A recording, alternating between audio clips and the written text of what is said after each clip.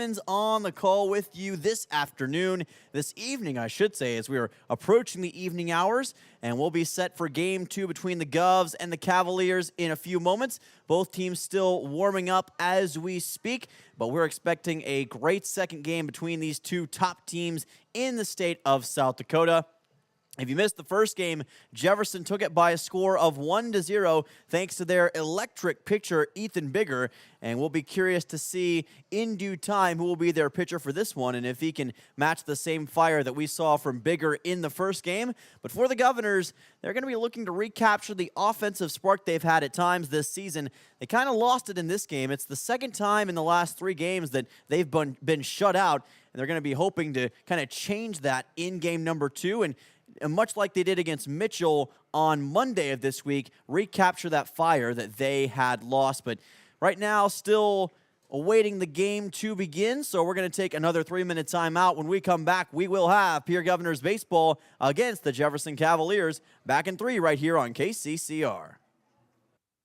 When life throws you a curveball, May Adam Law Firm in Pierre is here to help you knock it out of the park. For over 130 years, we've been providing trusted legal expertise in business, family law, criminal defense, and more. Proud sponsors of this season's baseball action, we're committed to serving our community, both on and off the field. Need legal advice? Step up to the plate with May Adam Law Firm. Visit mayadam.net or call today. May Adam, South Dakota's law firm since 1881. With any dream, the wind won't always be at your back, the sun won't always be shining, and some rain is going to fall. American Family Insurance is like a good, solid roof that you can trust to protect your biggest dreams. With plans that could save you up to 23% when you bundle your home and auto. Also, you can continue to dream fearlessly, no matter what comes your way.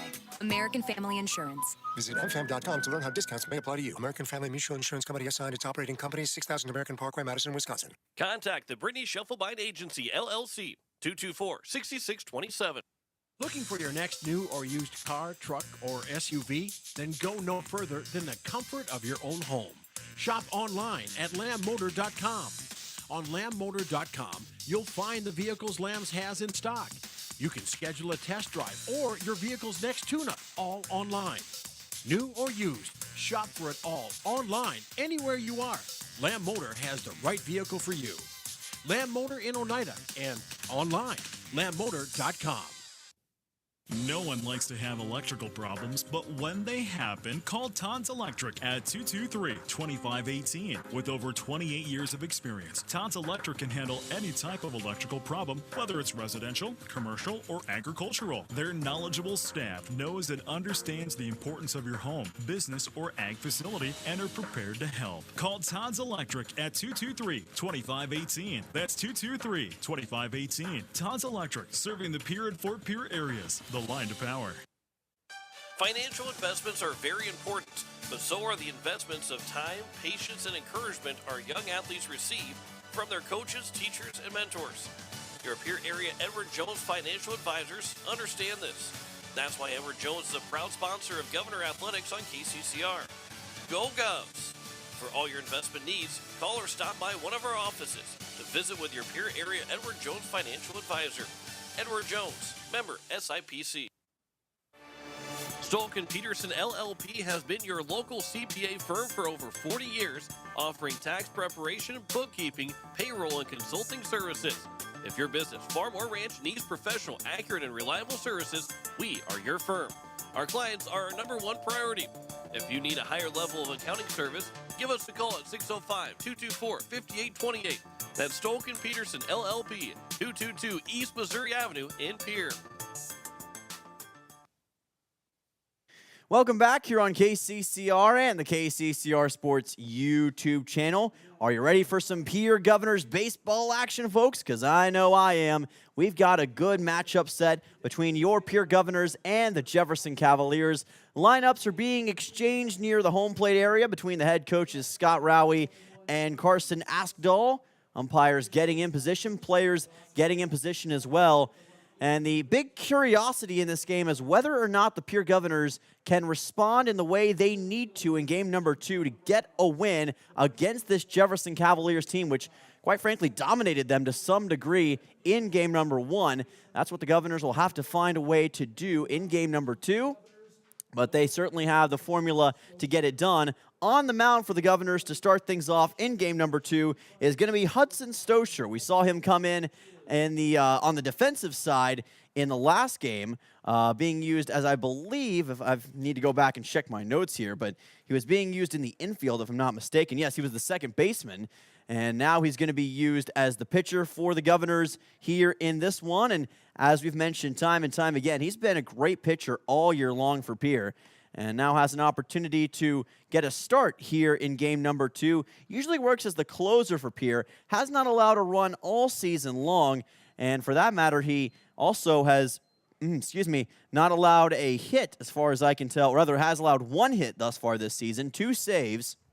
The only Governor with saves this season, and he's got multiples of them.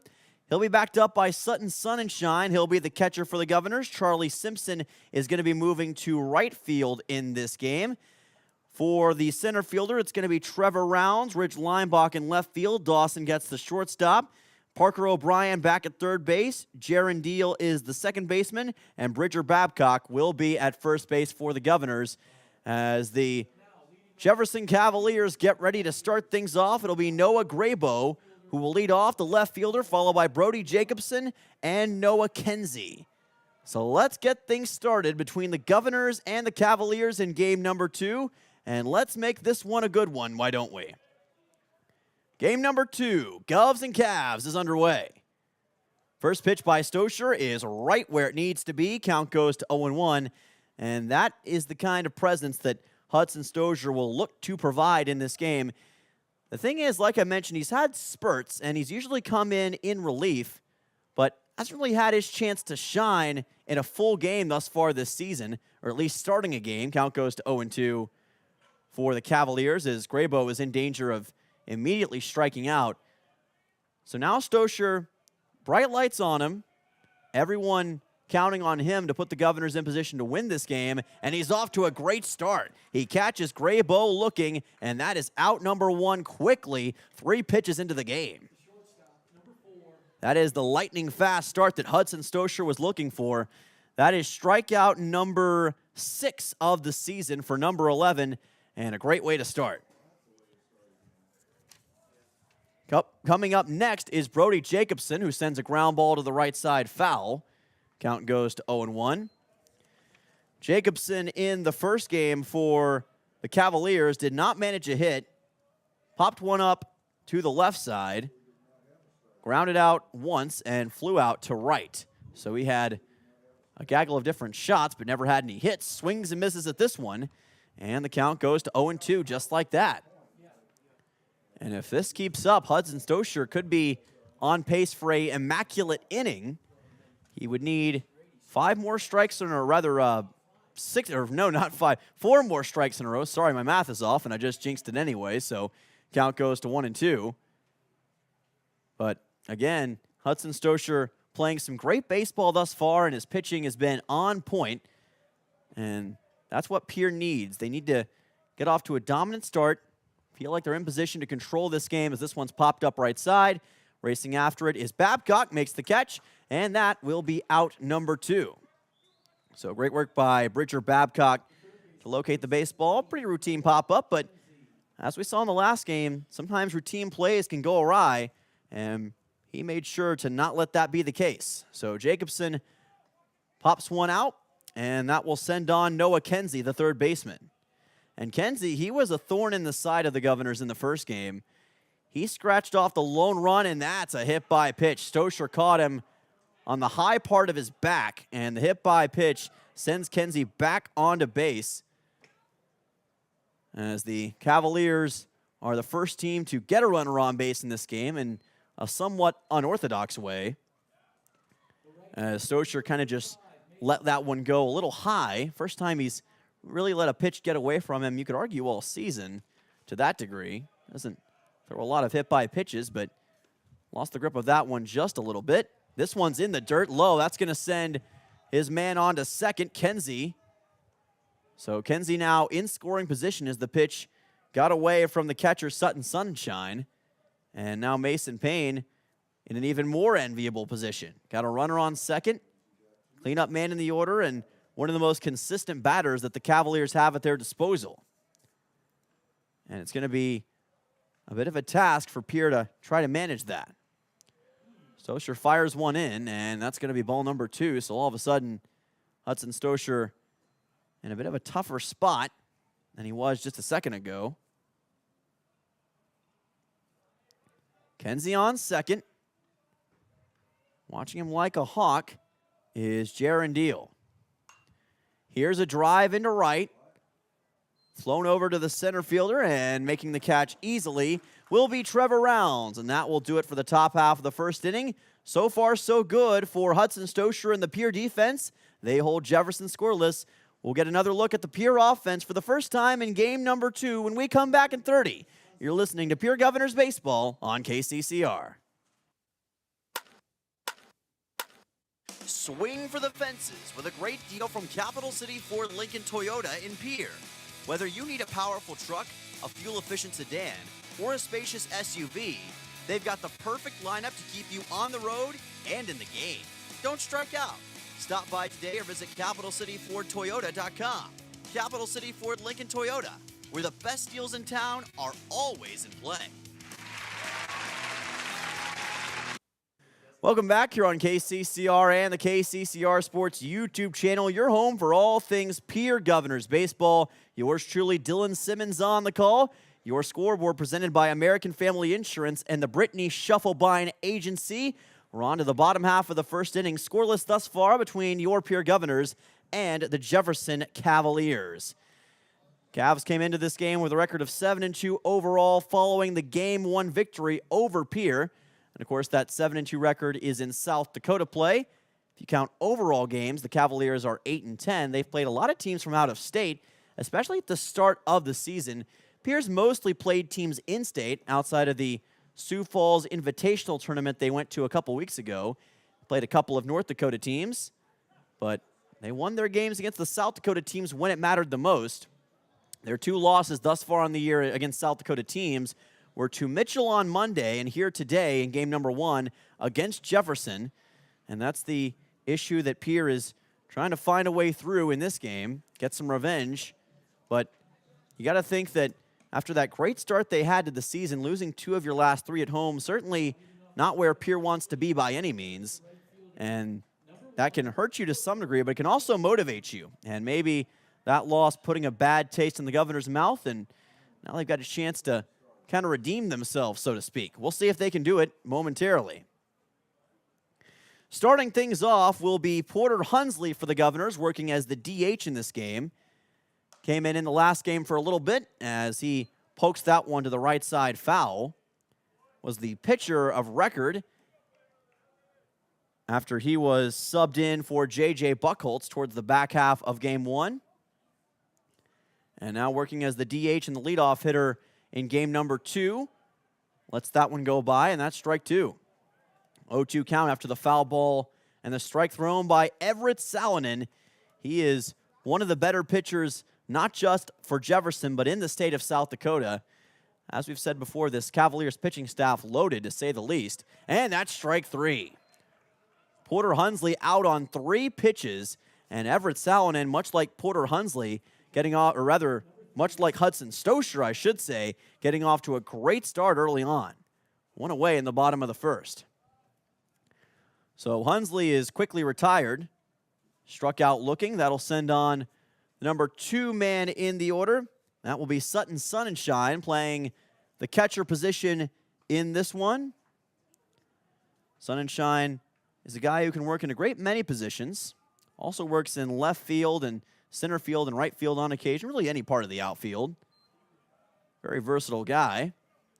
Lets that one go by, and the count evens at 1-1.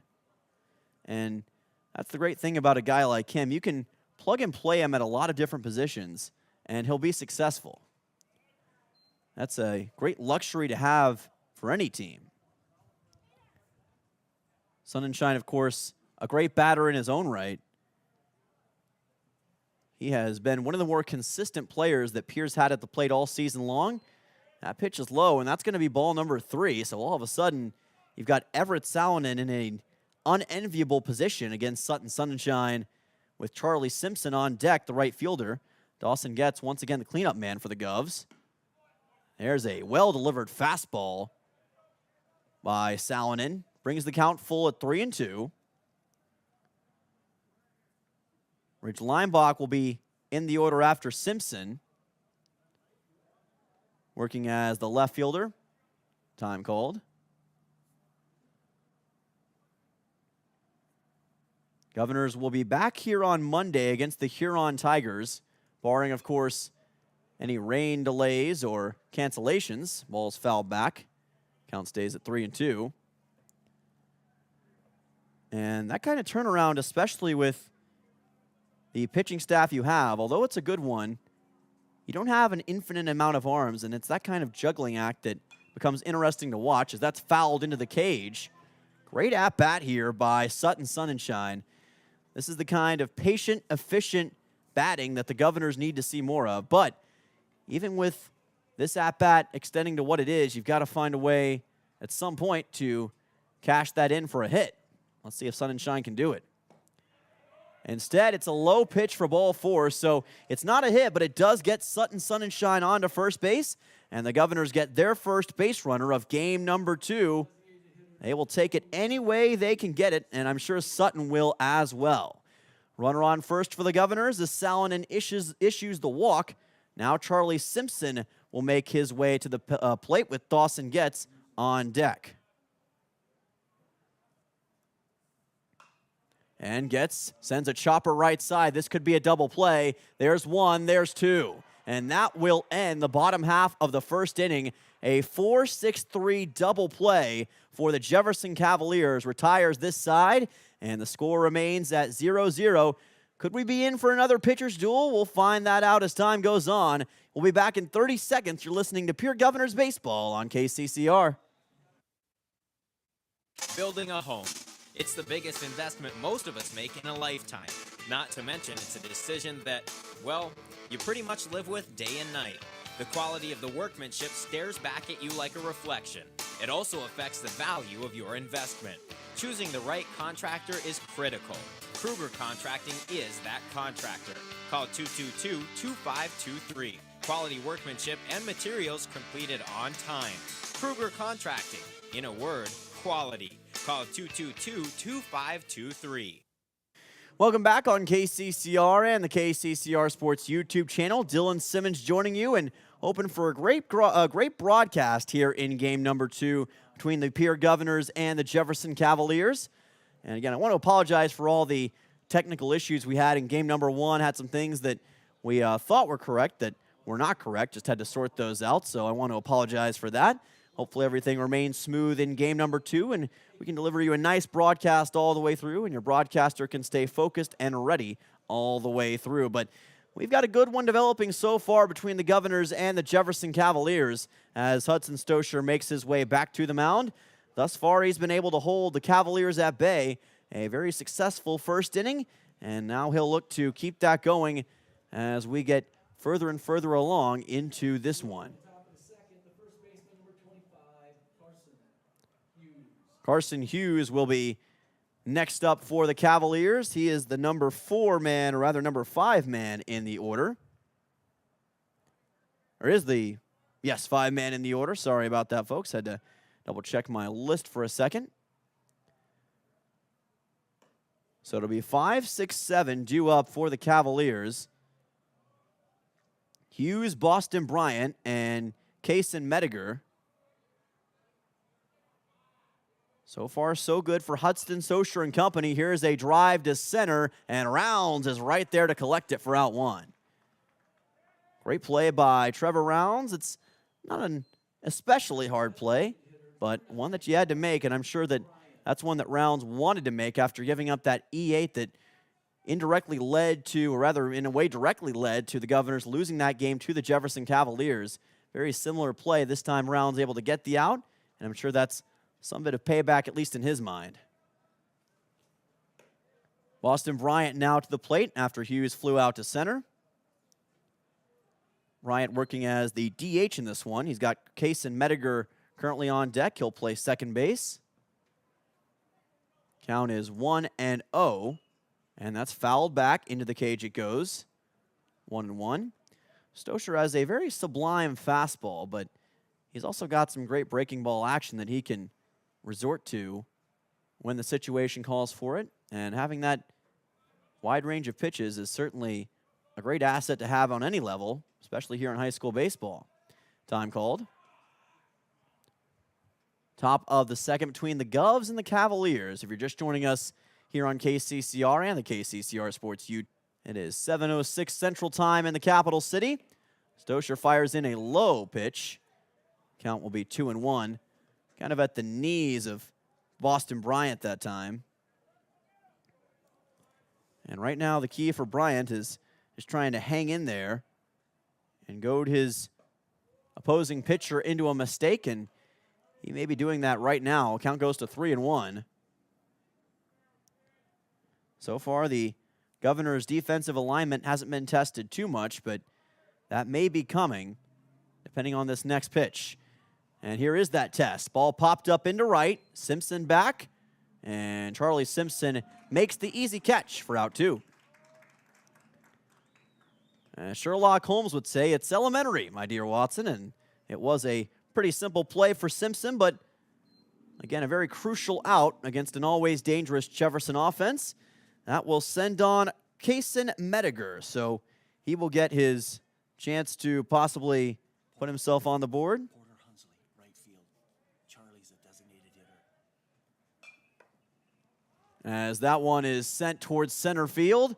Racing back, ranging back, and unable to make the catch was Hunsley, and that will be a runner on base for the Cavaliers.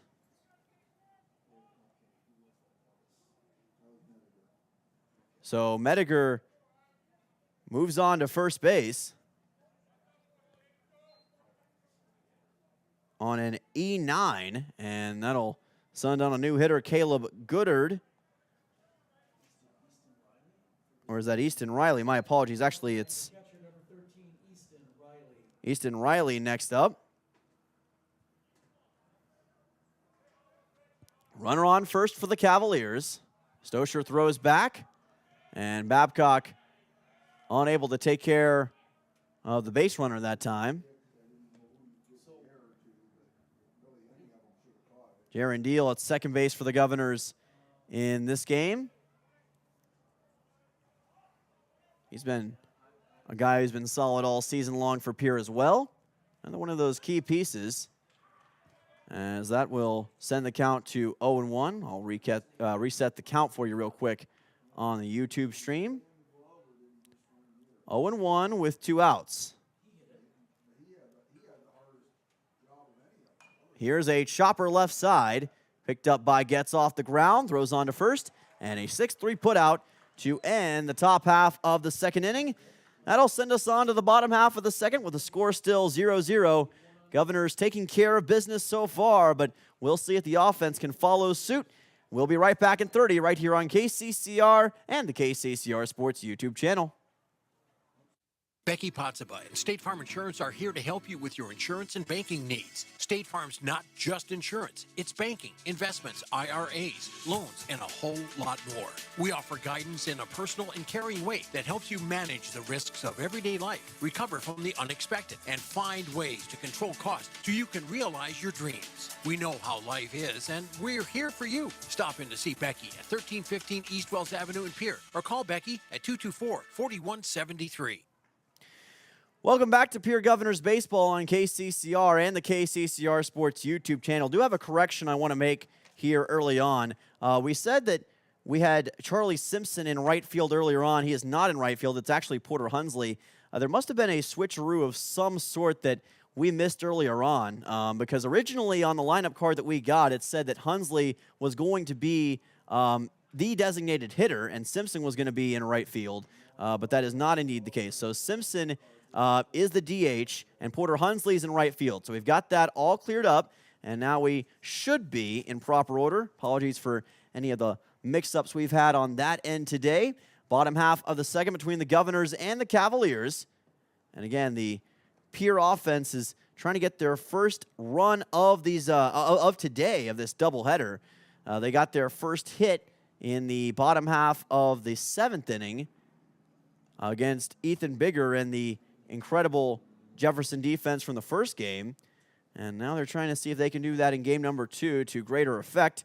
Dawson Getz will lead things off for the Governors. The cleanup man in the order, Charlie Simpson, had a 4-6-3 double play in the bottom half of the first that ended the inning prematurely for the Governors.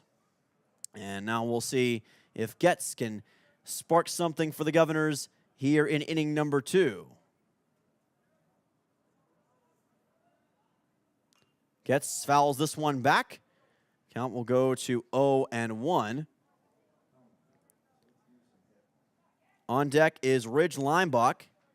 He'll be followed by Trevor Rounds, Ridger Babcock, and Jaron Deal.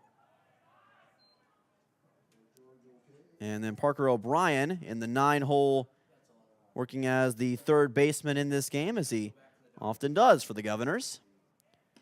Getz lets it go by, and that will be strike number 1, or rather 2. Count goes to 1-2.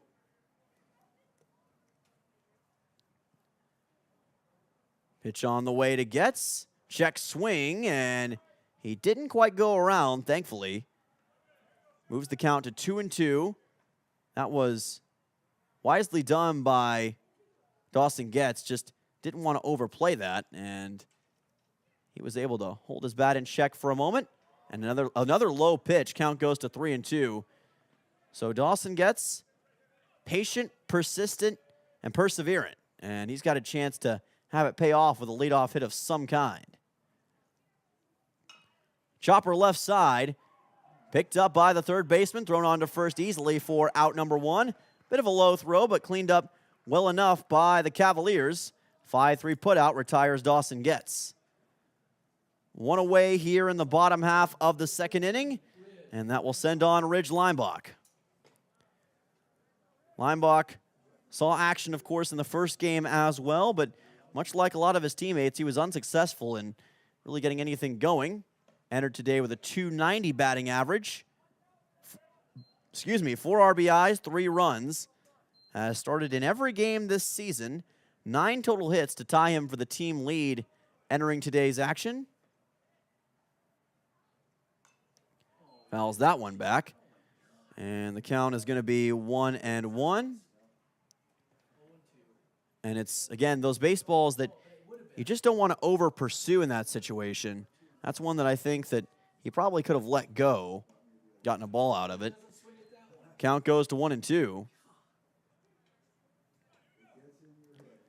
And it's when you get those rogue pitches that sometimes you over pursue them a little bit. Chopper left side, again to third base, again to throw to first, and again an out. Another 5-3, the second straight. This time it retires Lineback, and that'll send on Trevor Rounds, the center fielder for this game. And again, Rounds, a player that has had a lot of success this season, has had some ups and downs today, has gotten a couple outs in this game, a couple putouts for Pierre in this game, but also allowed that E8 earlier on that prevented Pierre from having a chance to win in game number 1. Count here is 1-0.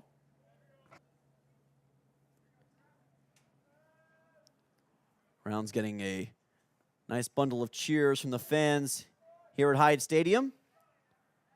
Count is now 2-0. Bottom half of the second, still a long way to go, but this has the feel of another low-scoring game, much like what we saw in game number 1. Maybe not quite to the same extreme degree, but wouldn't be shocked if it's going to head in a similar direction. Foul ball here. Count goes to 2-1. But Rounds is also explosive. Get him on base and watch the fireworks. That's what he wants to do right in this spot. As he watches that one go by, count goes to 2-2 on the strike. And now we'll see if Rounds can answer the call. 2-2 pitch. And a swing does not even happen. That's strike 3. Caught looking is Trevor Rounds in a 1-2-3 frame for the Jefferson Cavaliers and Everett Salonen. Exactly what the doctor ordered for them. Governors remain scoreless. They have been held scoreless now for a total of 9 straight innings. Got some cleaning up to do in the third. We'll see the top of the third in just a moment. You're listening to Pierre Governors Baseball on KCCR and the KCCR Sports YouTube channel. Back in 30. Is it the competition that keeps bringing you back? The long-standing rivalries? Or is it seeing friends again and cheering on your favorite team? At First Dakota, we're here for it all. We appreciate the fans, the players, the coaches and officials, the concessions crew. The shared community experience is part of what makes life here great, and we're here for it. See you at the game. First Dakota National Bank, member FDIC. Back on KCCR and the KCCR Sports YouTube channel, live in beautiful Pierre, South Dakota at Hyde Stadium. Top half of the third inning on the way between the Pierre Governors and the Jefferson Cavaliers of Sioux Falls, making the 3-hour journey west and getting a barrel full of Hudson Stosher so far. He has been a great pitcher on the mound for the Governors in game number 2. And with the pitching we've seen between these first 2 games, we're on pace for a record margin for a doubleheader, or a record length for a doubleheader in terms of how short it is, because this one is going by just as fast as the first one did. And the way they're going, we may be out of here by 8 o'clock tonight, which I don't think a lot of people would have expected. Might even be able to get a run in, folks. That's a shocker I would not have expected. Leading off here for the Cavaliers will be number 6, and that is Caleb Goodard. Center fielder, the number 8 man, or rather number 9 man in the order. Easton Riley, the number 8 man in the order. So with Goodroad leading off, he'll be followed by Noah Graybo and Brody Jacobson. 9-1-2 due up. Stosher now with a 2-0 count. It's been a game of patience thus far for Hudson Stosher. Swing and a miss. Count goes to 2-1. But patience is a virtue, and it will be rewarded in due time. You don't want to try to force anything, and I think Stosher has a good philosophy on that. Makes the most of it. Does what he needs to do. This one popped foul.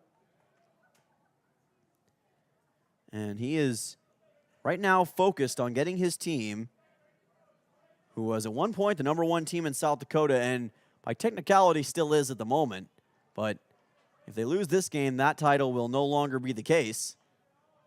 As that's a ball 3, brings the count full at 3-2. And this is where Parker O'Brien,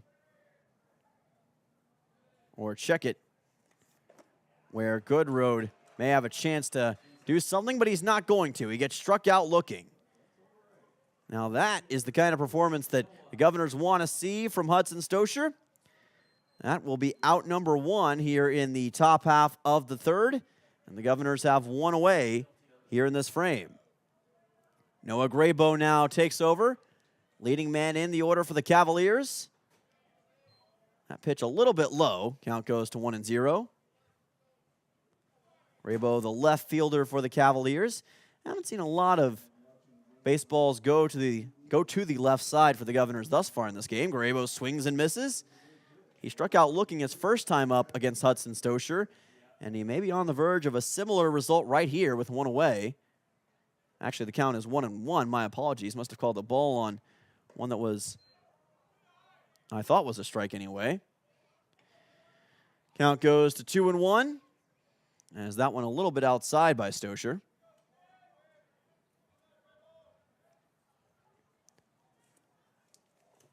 Fastball finds the mark, 2-2. That was a perfectly thrown fastball by Hudson Stosher, right where it needed to be. It's those high-rising fastballs that are sometimes the toughest to do anything with. A lot of times you like to see players have a gradual arc to a pitch. That's when they feel like they can capitalize, but Stosher makes it tough.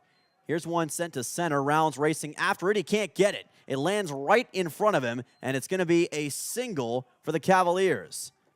The leadoff man, Noah Graybo, top man in the order, able to get the job done here with the single in his second at-bat. not the leadoff man in this inning, but the leadoff man overall for the Cavaliers. And he has picked up the first hit for Jefferson in this game. Runner on first with one out. And now the Cavaliers have new life against Hudson Stosher in this Pierre Governor's defense. And a chopper left side onto second, and getting there easily will be the Cavaliers. Throw back to first is going to be bobbled, and this is going to be nearly a disaster for the Governors. And Leinbach kind of made a mistake in left field. He was trying to go back to short, but I think he either overestimated where the ball was going or didn't quite understand the situation because he got caught napping. And Porter Hunsley, or rather Noah Grabo, ended up going on to second. And Brody Jacobson able to move on to first with a single of his own. 2 straight hits given up by Hudson Stosher and the Pierre Governors. Low pitch count goes to 1-0 here.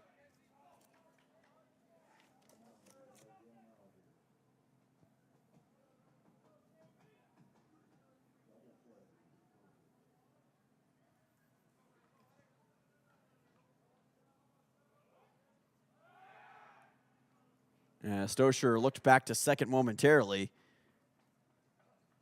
And at second was moving quite a bit, that being Noah Grabo. Trying to keep him honest was Stosher, and a lot of times that is a very necessary thing to do, especially when you've got speed like Jefferson possesses.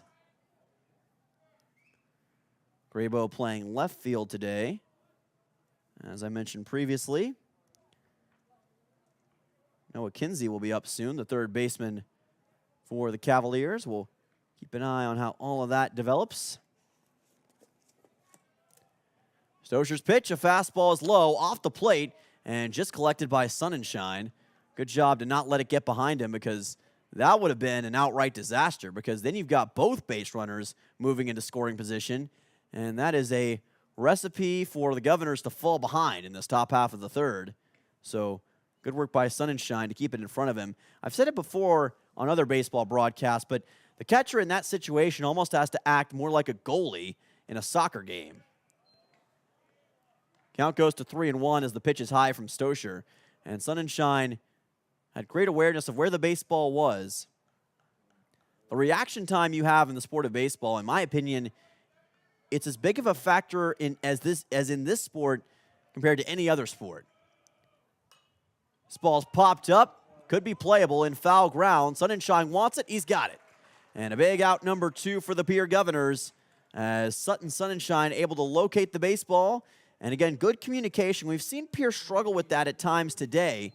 That's what you want to do, and coaches will preach that all the time. Please communicate, shout out who wants it, who's going to get it, and don't get in each other's way, because those are the things that grind coaches' gears when you've got a free out, when it's right there for the taking, and you let it slip away because of a costly mistake. And Pierre able to make sure that didn't happen that time. This ball popped up and into foul grounds as Mason Payne makes his way to the plate after Noah Kinsey's pop out. Payne playing right field, the cleanup man in the order for the Jefferson Cavaliers. Top of the third, 0-1 count with 2 away. Hudson Stosher trying to keep the game at 0-0. Stosher, fastball's in there, strike 1. Or rather, strike 2, 0-2 count. For whatever reason, my understanding of numbers is just not on today. Never said I was a math major, but I've been calling it 0-1 when it's 0-2 or 0-2 when it's 0-1 all day long. Trying to make sure that doesn't happen again. Stosher said, oh boy, a high one. Sonnenschein able to find it, but that was another one that if it's a little bit higher, it's headed towards the backstop, and the Cavaliers have 2 runners in scoring position, but fortunately not the case. So now Payne with his second plate appearance of the game. Stosher looking to make something happen. In the dirt it goes. And again, Sonnenschein has to move over just to find the baseball. And it's been a little bit testy with Hudson Stosher at the mound in this top half of the third. He hasn't had the disastrous play yet, but he's had a couple close calls, bailed out by his catcher. And you worry about how that could progress. but it may not matter. Ground ball to third and easily taken away by Parker O'Brien, and that will do it for this top half of the third inning. Governors keep the score at 0-0.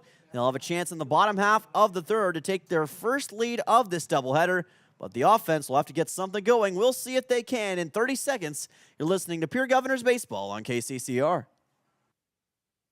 For over 60 years, Ferding Electric has been powering homes and businesses across central South Dakota. When you need reliable electrical service, trust the experts with decades of experience. Whether it's a simple residential repair, a complex commercial installation, or even electrical work on your farm, Ferding Electric has you covered. And if you're tired of searching everywhere for that hard-to-find bulb, Ferding Electric carries a wide selection of bulbs, including those hard-to-find fluorescent and specialty options. Visit us at 2903 East Elizabeth Street or call today, 605-224-8684.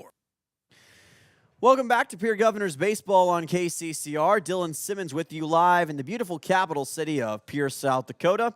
Our scoreboard presented by American Family Insurance and the Brittany Shufflebine Agency. We're about 40 minutes into game number 2 between the Governors and the Jefferson Cavaliers. Pierre will be back on the offensive with Bridger Babcock, at least according to my notes, leading off, and it will be Babcock, followed by Jaron Deal and Parker O'Brien. 7, 8, 9 due up in the order for the Pierre Governors. This is not the only athletic event taking place today. There's also the Olympic trials currently taking place next door over at the Pierre Governors football field.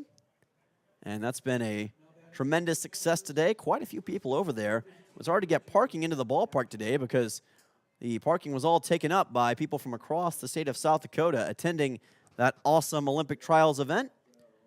Big shout out to the Pierre Governors track and field team. They've set multiple records on many fronts this season. Everett Salonen still in the game. He's pitched a pretty solid one so far. Has been able to keep the Governors at bay, but he has not met Bridger Babcock quite yet. And this is a guy who knows how to get the baseball into parts unknown. Lets this fastball go by. Count goes to 1-1. And the bottom of the lineup in a lot of occasions can be just as important as the top of the lineup, and kind of goes without saying, but it sets up your quote-unquote better hitters as time goes on because of what you can do in the bottom of the lineup to put them in position when they do get to the plate to deliver that big shot to break the game wide open. And it's guys like Babcock that can fill that role of setting things up, but also making his own magic. And a swing and a miss. Count goes to 1-2. Or rather, no, that was a strikeout. My apologies. I think they might have missed that on the scoreboard, but either way, if it was my bad, it is a strikeout. Babcock swinging and missing. Jaron Deal will be next up as we have one away here in the bottom half of the third. So Deal, the number 8 man in the order, sends a fly ball out to right field, locating it as Payne, and he camps under it for the easy out too. No problem for Mason Payne. Good-looking shot off the bat of Deal, but again, it's just been bad luck over and over with these hits. They've always been almost right to the outfielder every single time, and it's obviously not intentional by Pierre. It's just what has happened time and time again. Parker O'Brien makes his way to the plate, and he'll send a chopper right back towards the mound, and it rolls through 2 Cavaliers, and safe at first base is Parker O'Brien. Able to leg that thing out. It got past the pitcher Salonen. I think it went past the shortstop Jacobson as well. Finally, Kenzie picked it up, tried to get it on to first to Hughes, and although he did get it to him, he didn't get it to him in time, and Parker O'Brien is on. They're going to say that is a single, so Parker O'Brien gets the first hit of the game for the Pierre Governors, a 2-out single in the bottom half of the third inning. O'Brien on to first, and a bit of a miscue, but also a great response by the Pierre Governors on the, depending on how you look at it, mistake from the Jefferson Cavaliers. Porter Hunsley up to the plate with a runner on first. Second base runner of the game for the Governors. Sutton Sonnenschein made it before. This ball gets all the way to the backstop as it got behind the catcher, and that'll send a runner into scoring position as the man aboard, Parker O'Brien, now has a chance to come home with a good swing from Porter Hunsley. Hunsley struck out looking his first time up. And again, it just was a odd-looking pitch from Everett Salonen that set that up, and the catcher, Easton Riley, was unable to get to it in time. And now it looks like the Cavaliers want to have a discussion. Carson Askadal makes his way to the mound. Keeping an eye on the bullpen right now. Don't see a whole lot of action over there. And it looks like everyone is going to stay out there. No pitching change yet for the Cavaliers, and you wouldn't expect it this early on in the game, especially with Salonen's mostly lack of mistakes, although they have been there. He's still overall been a very solid pitcher thus far for the Cavaliers, just has had a few moments where things haven't gone quite according to plan. But he's still in position to retire this side and keep the score at 0-0. Porter Hunsley will have something to say about that, though. Fastball zipped in and low. Count goes to 1-0. Good read by Hunsley. It always amazes me how baseball players are able to judge that the way they do. And the only way they can do that is through years and years of repetitive practice. And I know that's, again, kind of an obvious thing to say, but it is impressive just how quick the reaction times really are in that situation, and shows the dedication to their craft. Count is 1-1 on that high fastball. And that's the pitch that Salonen wanted to go back to, and again, continues to have success in this game against the Governors. That rising fastball that Governors have just not been able to do anything with, and a swing and a miss here from Porter Hunsley. Count goes to 1-2, and that's one that he probably could have let go. It was a low pitch. Count is full at 3-2. Runner at second for Pierre. First time they've had a runner in scoring position in this game. Hunsley just got a piece of it. Fouls it back, keeps the count full. And again, it's fouling it back that, although small, just keeps that opportunity flowing for Pierre. Keeps the door open for them to cash in this opportunity and send Parker O'Brien home. Porter Hunsley entered this game with a .333 batting average, 2 RBIs on the season, looking for number 3 right here. Salonen pitches one high, and that's ball 4. Great read by Porter Hunsley, because that was one that was right on the borderline between being a strike and a ball. Hunsley read it well, forced the walk, and he's on to first base. The Governors now with 2 runners aboard. That'll send on Sutton Sonnenschein for a second at-bat. And if ever there were a time for Sonnenschein to break out the big lumber, now would be it. He's got 1 home run on the season, along with a gaggle of hits, 9 total to be exact, 4 RBIs and 7 runs. .409 batting average entering this doubleheader today. And now we'll see if Salonen can negotiate this tricky proposition. 2 aboard, 2 out. Sonnenschein sends a fly ball out to center. This is going to be in the glove of Caleb Goodread to end the bottom half of the third. So a missed opportunity for Pierre.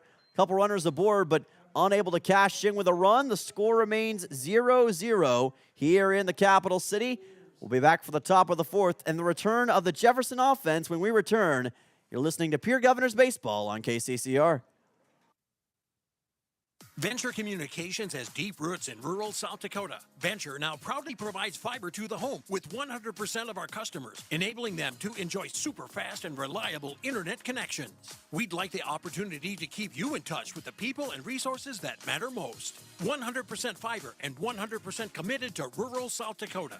Call Venture Communications today at 605-852-2224, 605-852-2224, or online at venturecom.net. Welcome back here on KCCR and the KCCR Sports YouTube channel. Glad you're joining me here on this Friday evening. It has been a very interesting couple of games between the Pierre Governors and the Jefferson Cavaliers here in South Dakota baseball action. Governors trying to maintain pace atop the South Dakota standings, but right now they are facing a hard challenge in game number 2 from the Jefferson Cavaliers, who took game 1 off of them earlier on today. And now Pierre going back to the drawing board in the top of the 4th in this 0-0 contest. Both teams have had moments where they've been kind of close to maybe getting some sort of offense sparked, but the minute it arrives, it seems like it's snuffed out by an overwhelming cascade of pitching and defense. And that's been the difference in runs and no runs in this game. But this is kind of to be expected. These two offenses and these two defenses really do complement each other well. And the way that these defenses have played all season long would lead you to believe that whenever these two teams meet, it's going to be a low-scoring contest. Jefferson entered this game with a total team ERA of 1.32. Governors entered this game with a team ERA of 2.61, and that has played out a lot thus far. We've seen a lot of that indeed come to fruition. Sometimes the stats don't lie, and they haven't so far in this contest and in the first one. Carson Hughes heads to the plate, the first baseman for the Cavaliers, followed by Boston Bryant and Kaysen Mediger. Hudson Stosher still on the mound. Pitch is low. Count goes to 1-0. 3 total hits for Jefferson in this game, 1 for Pierre. Here's a drive into left that sits down for a base hit right in front of Ridge Lineback. A leadoff single for Carson Hughes. And his third hat back, Carson Hughes delivers, flew out to center in his last time up, but he delivered a perfect shot along the left field line this time to throw Pierre off of its game just a little bit, put his team in position.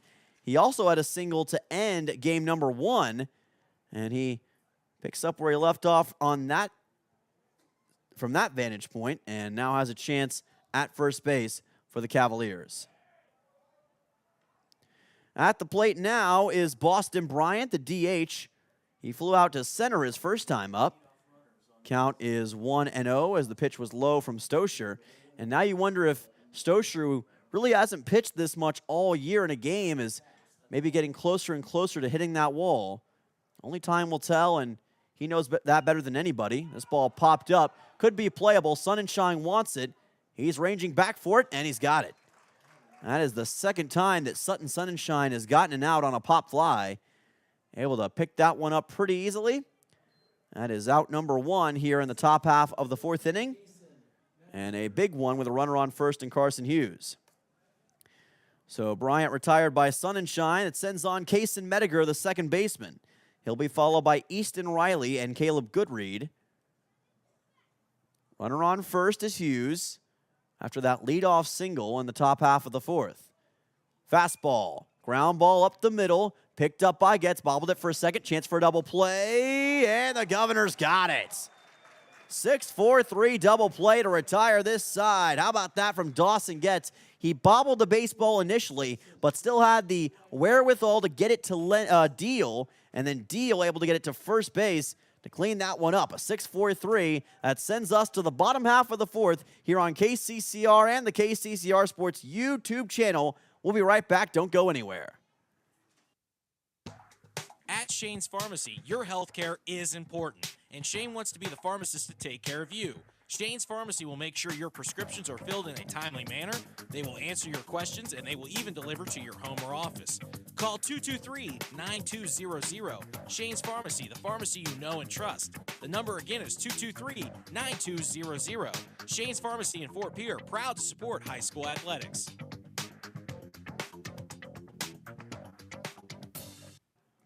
Welcome back on KCCR and the KCCR Sports YouTube channel. And as always, we thank all of our sponsors for helping us produce this game for all of you listening in at home or watching on the YouTube stream. Into the bottom half of the 4th inning between your Pierre Governors and the Sioux Falls Jefferson Cavaliers. Dylan Simmons on the call. It's been a fun one so far. Scores remained gridlocked at 0-0. It's been a pitcher's duel between Everett Salonen and Hudson Stosher, much like what we saw in the first game with another couple pitchers who went out and showed out in Buckholtz and the pitcher for Jefferson, Ethan Bigger. Betrayed me that time. Charlie Simpson to lead off for the Governors here in the 5th inning, or rather bottom half of the 4th inning, I should say. He will chop this one foul to the left side. Count goes to 0-1 and almost hit the third base coach that time.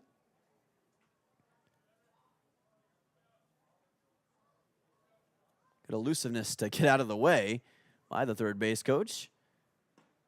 And this pitch will get past for an 0-2 count. Charlie Simpson tried to play off of it just a little bit. Didn't want to get too aggressive against what Salonen was bringing.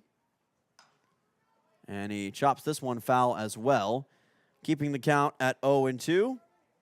Cavaliers entering this game 7-2. Governors entering this game 6-2. Pierre can tie the Cavaliers' record with a win in this one, but easier said than done. This could help, though. Ground ball to center. Thrown on to first easily for out number 1. A 6-3 put out on Simpson. I said center, but it didn't even really get to center field. The shortstop, Brody Jacobson, cleaned that one pretty easily and was able to get it on to Carson Hughes. One gone in the bottom half of the 4th inning. It'll send on Ridge Leinbach. Leinbach had a ground out to third his first time up. He's going to drive one up and over the head of the third baseman, and he's got a single here in the bottom half of this 4th inning. Good stuff from Ridge Leinbach right over the head of Noah Kenzie, who did everything he could to show his huge vertical, leap up and get it, but he was unable to. And the Governors have a runner aboard here in the bottom half of the 4th inning. Great stuff from Ridge Leinbach, but much like we've said all game long, it's not about how you start an inning. More often than not, it's about how you finish. And for the Governors, that means putting a run on the scoreboard and sending Ridge Leinbach home. Trevor Rounds can be the first piece in that equation. Let's this one. Or check it. That's actually Dawson Getz, I believe. My apologies. Got misconstrued in the lineup for just a second. Leinbach is at bat. That was Getz that actually delivered that hit. My apologies, folks. I got him written down wrong in my booklet, so I'm trying to get that situated. So Leinbach is now at bat. Getz had the original hit. Had to rush around just a little bit to get some things adjusted, and obviously wasn't efficient enough to put it down in my book right, so I'll blame that on myself, folks. Bouncing ball left side, thrown on to second. This could be a chance for a double play. It's not going to be, though. Getz able to get past. He moves on to third. He's going to be safe in the hot corner, and the Governors are in positions with runners in the corners. Fortuitous break for Ridge Leinbach, and Dawson Getz able to capitalize on that situation. I believe that's going to be an E6 or an E4. I have to look back on that, but either way, it's going to be an error on the Cavaliers that puts the Governors in position to put a run on the scoreboard. A little bit of small ball for the Governors here, and it's putting them in a spot to possibly get a run on the scoreboard, and Trevor Rounds can help deliver that. Leinbach at first, Getz at third, and you wonder now in this situation if perhaps we'll see Leinbach try to steal second with this advantageous position. One out in this spot. So you've got a little bit of leeway to work with. Gets in the hot corner. Bunt shown and almost laid down by Rounds. So that's showing that he's willing to do what he needs to do. He'll take an out if it means bringing Getz home. But with a bunch, you've got to be careful because you almost have to imagine that the Cavaliers will try to play home plate, keep Getz away from scoring, unless it's a just very untenable situation. Count is 1-1.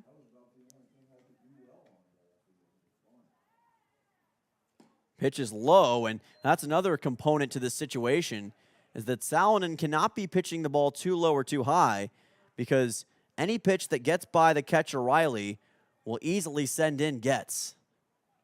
And when you add all that together, it's a very taxing situation on any pitcher, much less one that's been in for 4 innings already.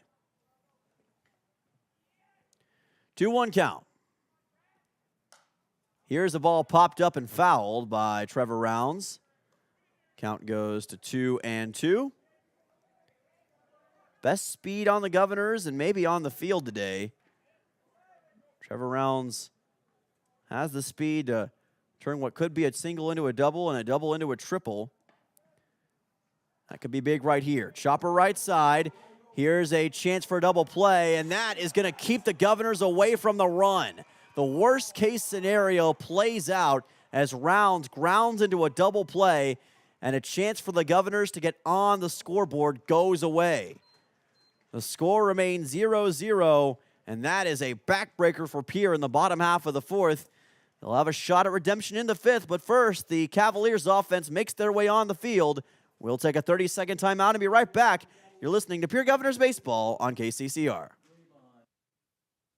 Yag Air Incorporated is your locally owned ag chemical and seed retailer. Yag Air Incorporated offers reliable ground and aerial application. For the latest seed and chemical pricing, contact Kyle at 605-280-8710 or Tony at 605-280-4771. Yag Air for all your ag chemical and seed needs. Kyle, 605-280-8710 or Tony, 605-280-4771. Welcome back to Pierre Governors Baseball on KCCR. Dylan Simmons on the call. We've got a electrifying top of the fifth on tap between the Govs and the Cavaliers. Pierre keeping Hudson Stosher on the mound for now.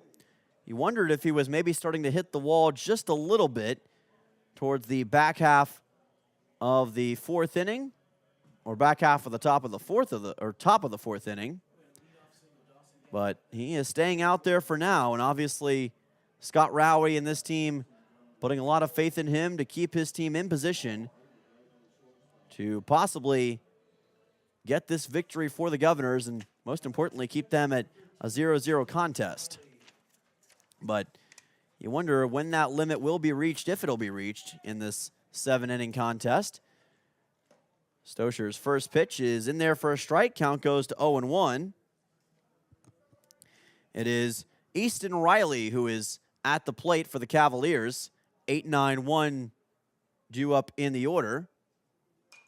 Riley sends a fly ball to left. Lineback out there, camps under it, makes an easy catch. Count goes to 0-1. We've seen some solid contact into the outfield by the Cavaliers in this one, but they haven't really had that shot that gets down in the gap, and that's been a problem for both teams. Haven't had the velocity on the baseball to get one to set right down in the gap and really get an explosive play. No extra base hits in either one of these games thus far as I can remember. And that kind of tells you all you need to know about the nature of how these contests have been. High pitch here by Stosher. Count goes to 1-0 on Caleb Goodread. Goodread grounded out to short his last time up. A 1-0 with one away. Breaking ball just to the outside. Count is 2-0. Governors trying to get win number 7 in South Dakota play. Win number 8 overall. Get their win back from the first game. And that's a big strike. Count goes to 2-1. Kind of strike that can set the tone for Hudson Stosher here. He's heating up that fastball a little bit on Goodread, the center fielder. Gets under it, sends one towards shallow right, and the catch is made just barely by Deal. Had some contact with the right fielder Hunsley, but he was able to come up with it and secures it for out 2. And that's one of those nerve-wracking moments, as I mentioned before as a coach, when you see two players coming towards each other, the ball hanging in the air forever. It feels like a moment that lasts for 300 years, but eventually, when the ball gets into the glove, it's a very relieving moment for any coach. Count goes to 0-1 here after the strike by Stosher on Noah Grabo as we go back to the top of the order.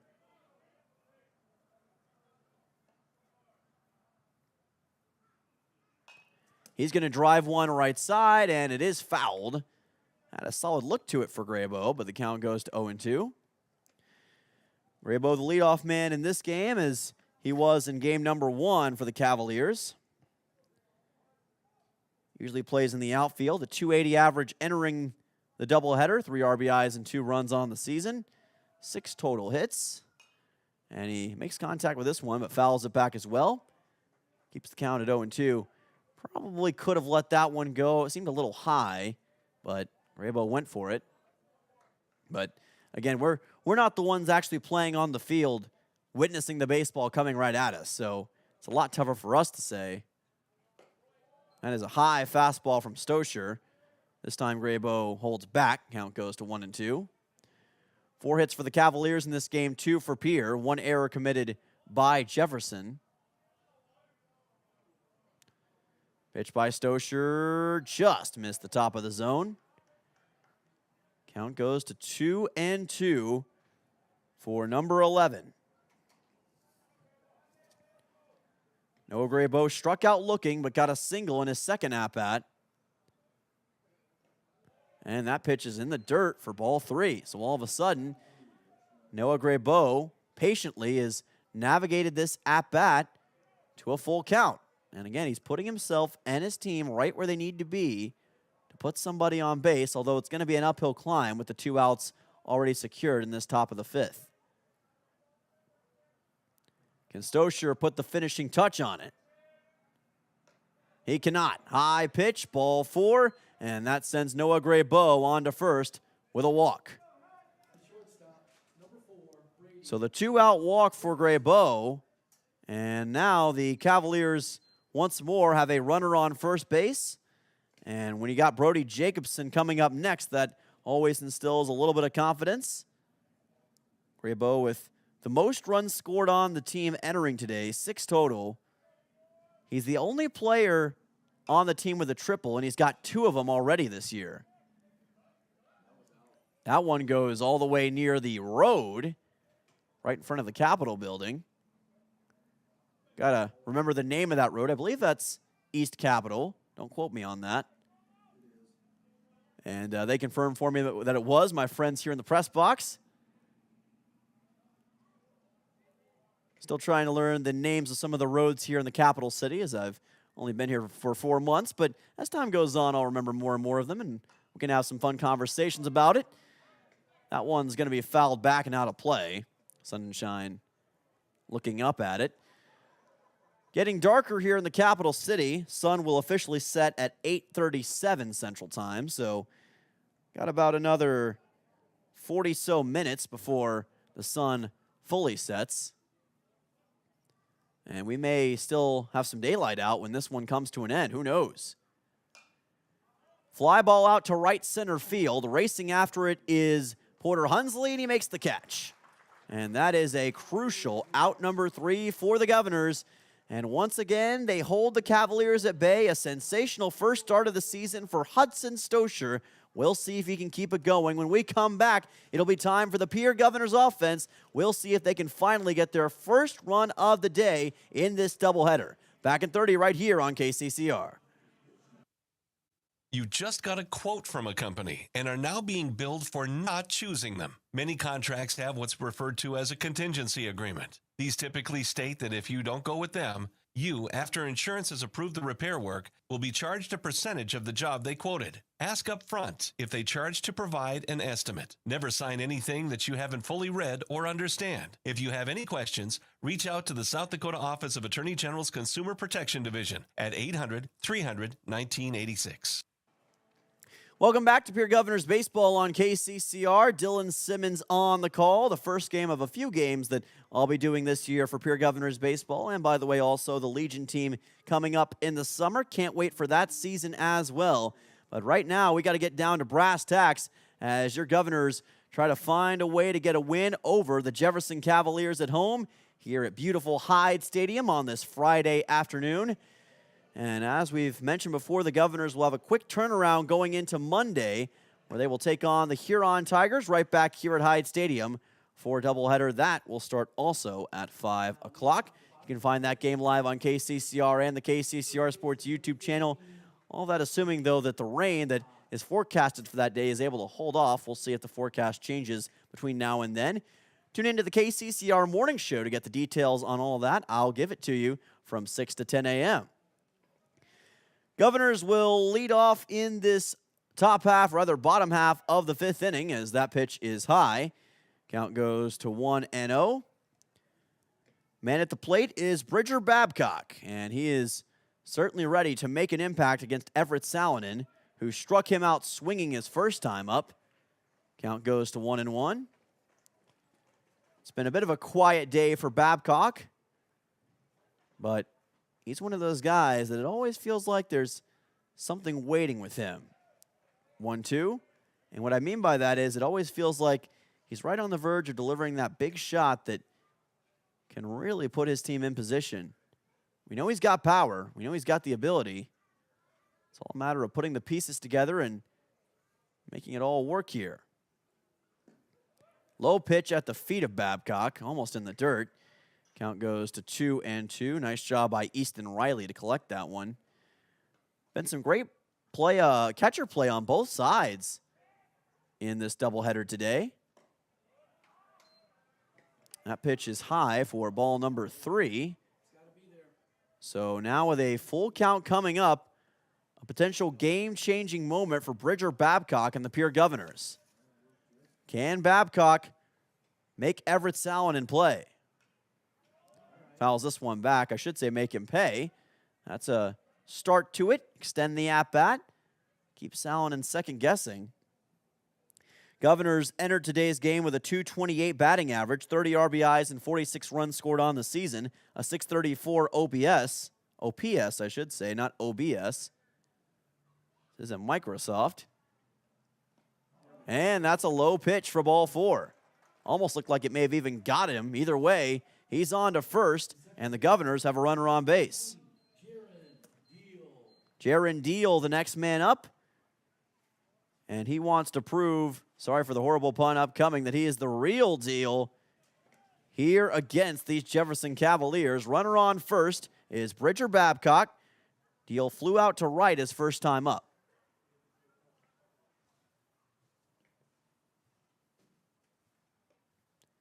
Pitch from Salonen, bunt shown. Pulling back is Deal. Decided not to go for it that time.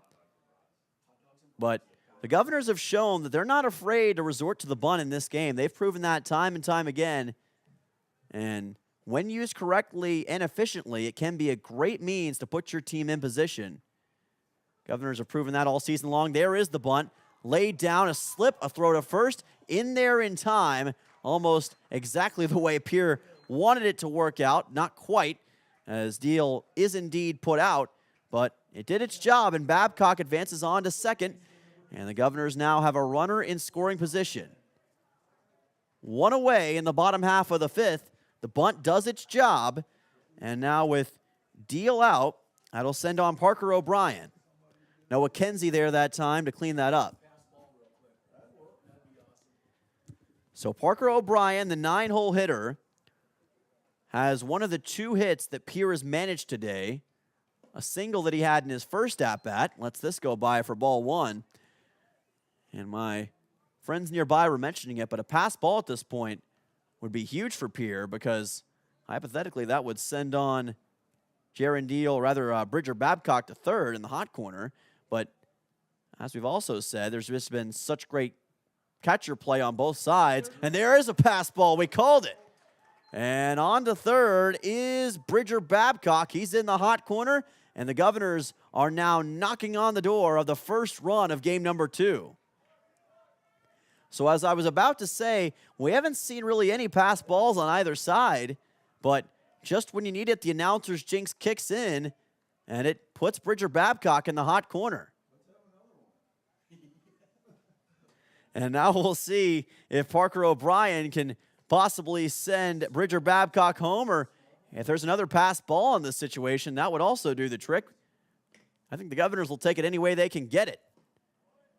They have been held scoreless now for 12 consecutive innings, and it's a streak that they desperately want to break.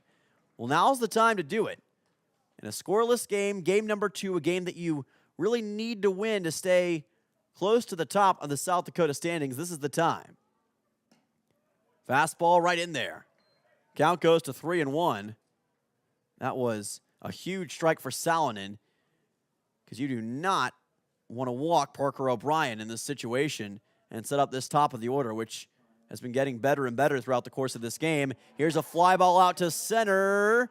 It's going to be caught, but this should score the Governors a run. It's not going to, though.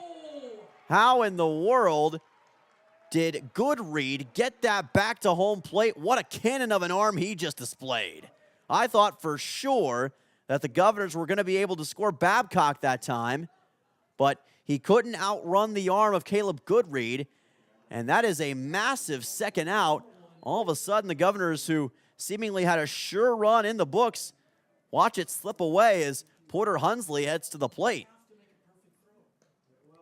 The only way that that was going to happen is if Goodread made a perfect throw, and he somehow did.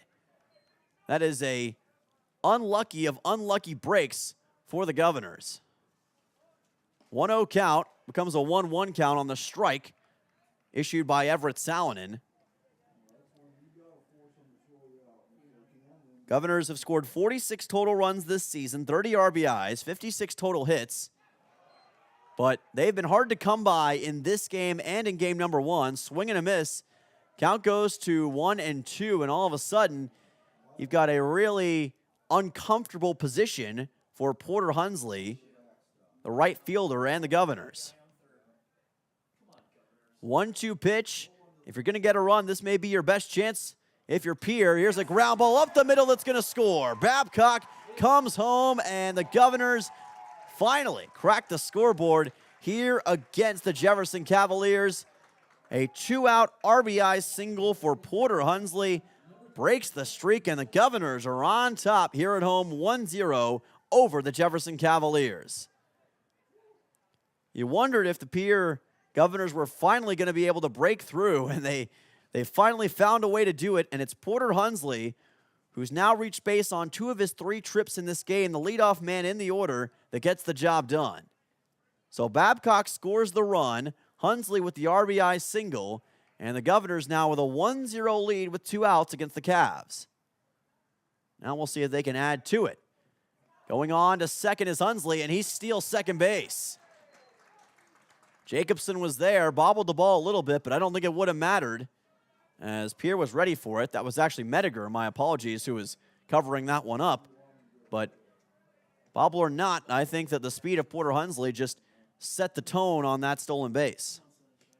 1-0 count, and now Sutton Sonnenschein, arguably the best hitter, most consistent hitter for Pierre, has a chance to add to this lead. Team leader in walks. He's got 9 total on the season now. Forced one in his first at-bat of this game. Flew out to center his last time up. The 2-0. Let it go by. And this time, Salonen makes him pay. Count goes to 2-1. These two teams will be playing a bevy of games in the upcoming weeks.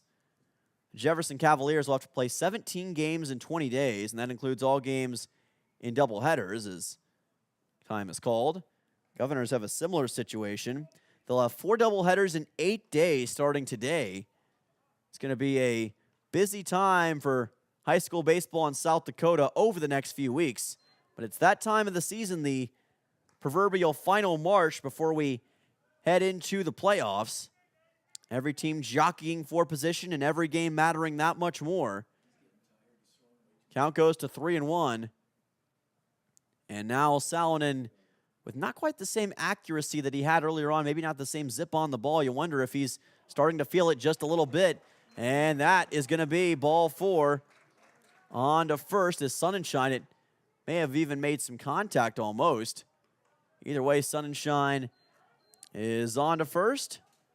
His second walk forced in this game. Second time reaching base.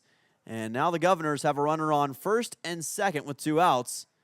And this inning, which seemed as though it may end a while ago, has continued to be extended thanks to the clutch play of guys like Porter Hunsley and Sutton Sonnenschein. And it looks like now that the Jefferson Cavaliers may be considering making a pitching change. They do have a player warming up in the bullpen. No call to the pen yet. Salonen has been out there now for 4 2/3 innings. And you know that at some point he's going to be reaching that juncture where the arm starts to feel it. And it seems as though in some ways he's already reached that. His pitch count is pretty high at this point in time. And it's one of those things where as a coach, you've just got to weigh your options and understand where your pitcher is at. I'm sure that the Cavaliers coaching staff would prefer if they could keep Salonen out there at least until the 6th inning. You can make a pitching change after that. Probably looking for him to get one more out in this spot. But if he's going to do it, he's going to have to contend with Charlie Simpson. And Carter Shufflebein now takes over, by the way, for the Governors as one of the base runners. So that's another important cog to remember. Count is 1-0 for Pierre. Shufflebein in as a courtesy runner.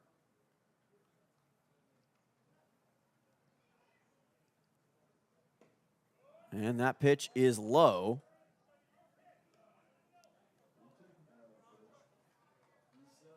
2-0 count. And again, you can just feel the intensity of this game really starting to ramp up. This is Getz at the plate for the Governors.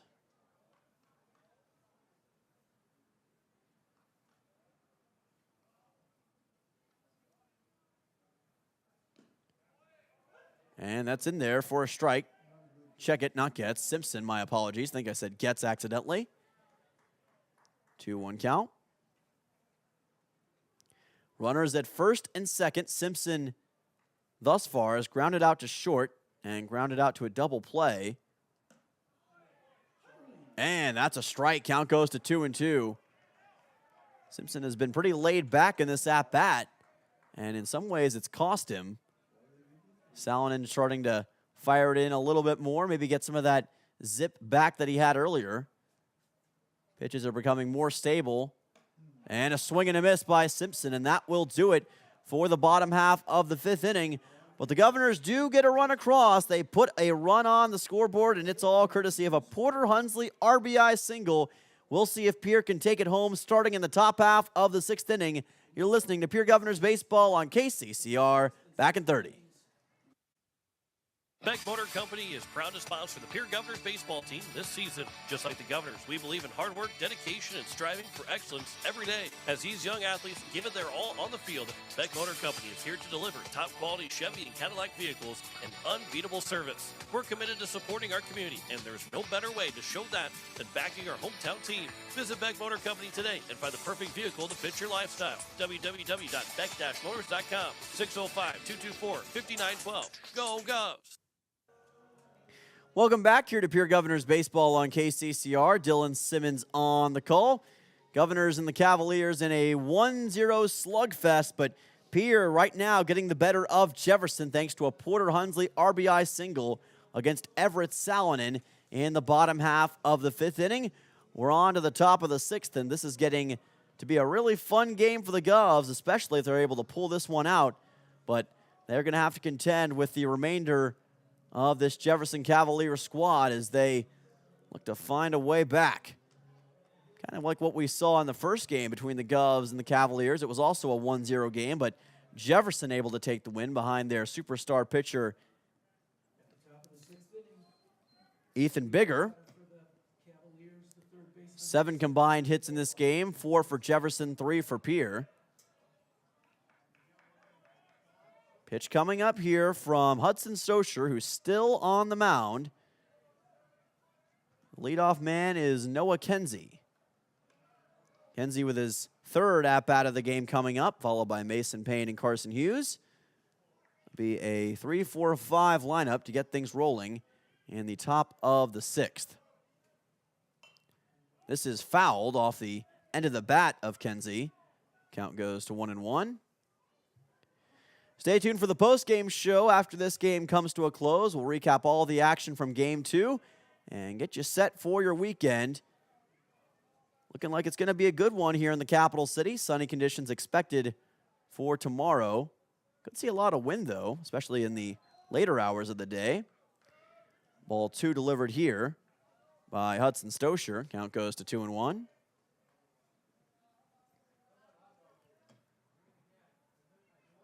Hudson Stosher making his first start of the season and making the most of the opportunity. He's come in usually as the closer in most of these situations, but he's gotten a chance to really show his stuff in this game, and it's paying off in a big way. Entered with 3 2/3 innings pitched on the season, but he has made the most of his time here in this one. 3-1 count, and that's ball 4. I think some Pierre fans probably won't agree with that call by the home plate umpire, but regardless, Kenzie's on to first. A leadoff walk for the Cavaliers. So runner on first for Jefferson, the first piece of the puzzle that they need to lay down as Mason Payne heads to the plate. Payne, another one of those home run hitters, as we're going to get a courtesy runner coming in for the Cavaliers. So Kenzie will head back to the dugout. Looks like that's going to be number 7, Maddox Zenz. So Zenz comes in as the courtesy runner. He's another one of those quick guys that they love to use in spots like these. And I love when, even when you're not a starter, maybe not always playing the game, you can still contribute in some fashion. You've got Payne showing bunt here. Pulls back from that. Governors were ready. They had Parker O'Brien come up. He's playing pretty close to the ball right now. Got to think that Bridger Babcock will be ready as well. And there is the bunt. O'Brien's ready for it. Throws on to first, gets the out. Not going to be able to take care of the courtesy runner as he advances on to second. But they take care of Mason Payne, and they do get out number 1. However, as we've said so many times, the bunt did its job, and Maddox Zenz is now in scoring position for the Jefferson Cavaliers. So the tying run aboard and locked and loaded for Jefferson after the ground out by Mason Payne on the bunt attempt. Carson Hughes heads to the plate. He got a single his last time up, and one of those would likely send in a run here. Swing and a miss. Count goes to 0-1. This is when Hudson Stosher really has to buckle down for the Governors and not allow anything to get past him. Same goes for the catcher, Sutton Sonnenschein. If any pitch goes too far awry, Sonnenschein will have to be ready to keep it in front of him. He's been doing a great job of that all game long. High pitch here. Count goes to 1-1. Jefferson with 3 total hits in this game. 1 from Brody Jacobson, 1 from Noah Graybow, and 1 from Carson Hughes, the man at the plate. 1-1 pitch. Throw back to second. Not in time to take care of Zenz. Quickly able to retreat to the second base bag. Sun sets in T-minus 23 minutes in the capital city. Soon enough, we'll be looking at 9 o'clock sunsets here in Pierre, South Dakota. Always one of the great things about summer coming up soon.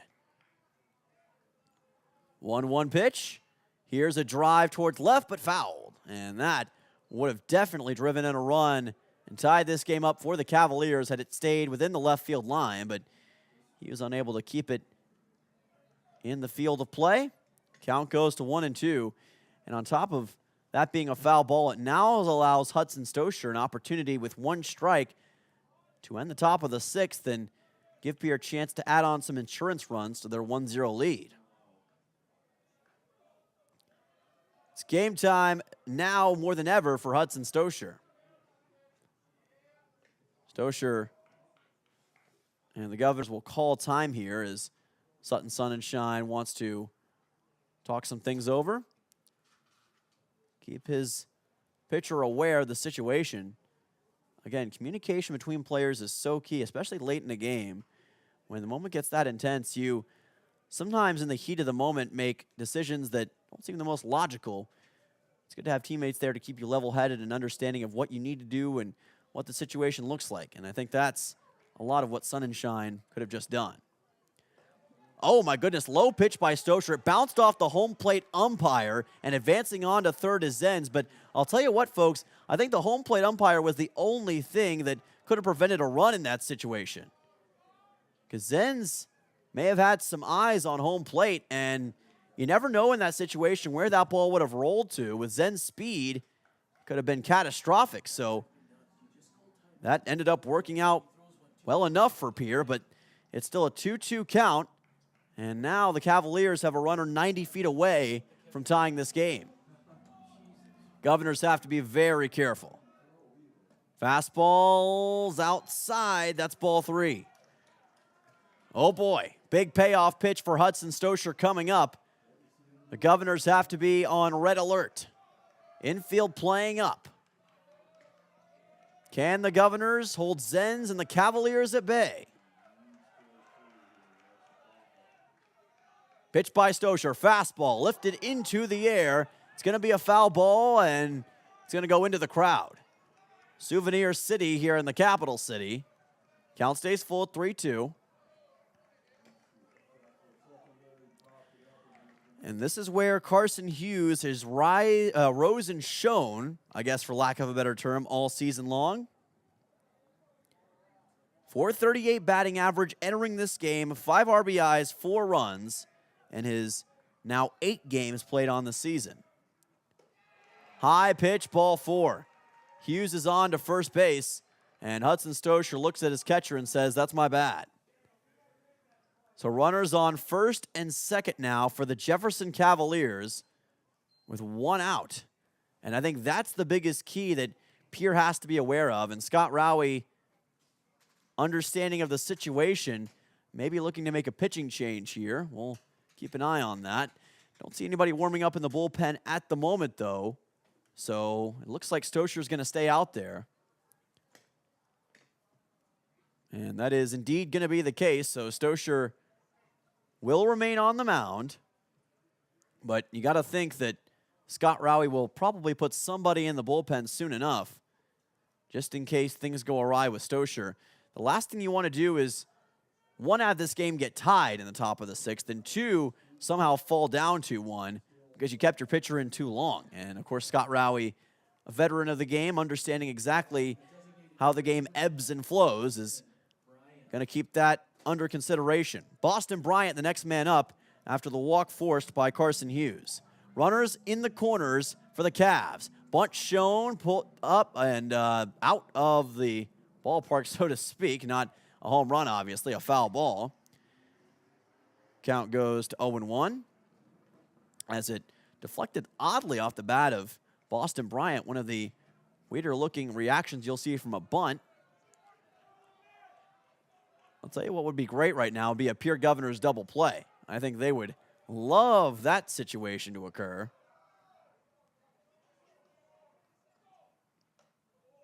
Fastball is high by Hudson Stoscher.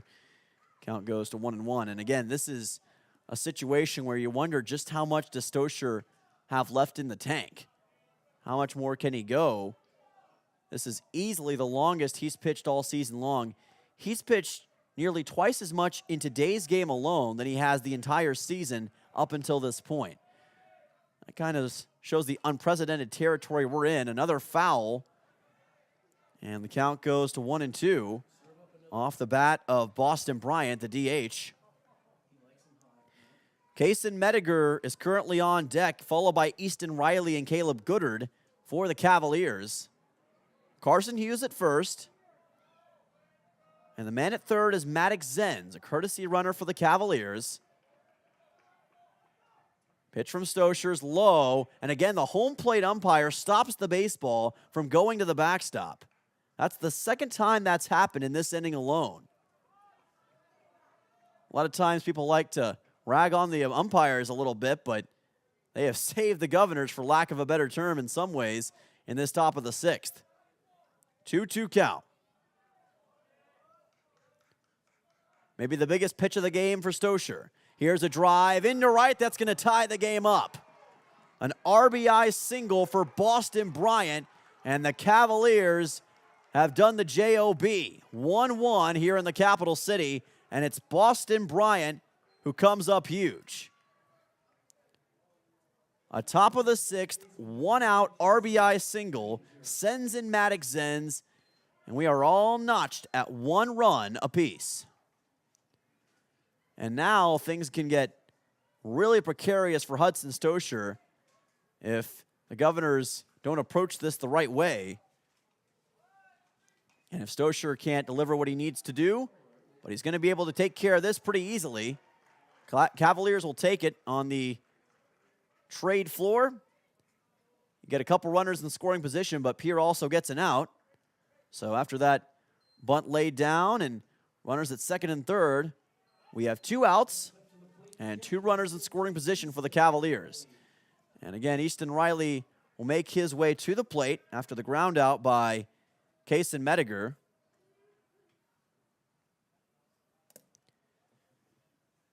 And this is really the pivotal point of the game for the Governors, because if you let anything get into the outfield at this point in time, it's probably going to score 2 runs. So at that point, it almost feels like the game slips out of your fingers with how low scoring it's been.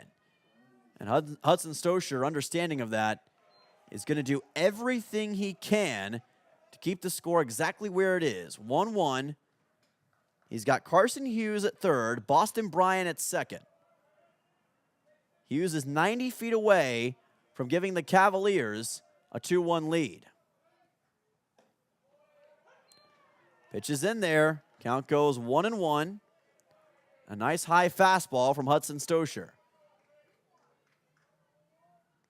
Temperature also starting to drop here in the capital city. We're probably down into the low 50s at this point in time. It has gotten chilly in a hurry. Stosher fastball outside, ball 2. Hudson Stosher in ground that he hasn't seen all season long, and he is playing with the heart of a warrior right now. And he is showing just how much he means to this team. Fly ball to right, ranging forward is Hunsley. He's got it, out 3. And the Governors keep the game tied, but the Cavaliers get what they wanted. A clutch RBI single from Boston Bryant, and we are all notched at 1 run apiece. The bottom half of the 6th will be on the way soon. Can the Govs recapture the lead? We'll find out in 30 seconds right here on KCCR, your home for Pierre Governors Baseball. Walking together in faith, living together in faith, working together in faith, that's who we are. Hi, this is Pastor Sam Hanschke. I hope that our athletes have an excellent and successful season. I pray that God would continue to richly bless them. I invite you to join me in praying for our athletes during the year. We're Faith Lutheran and we are glad you're here.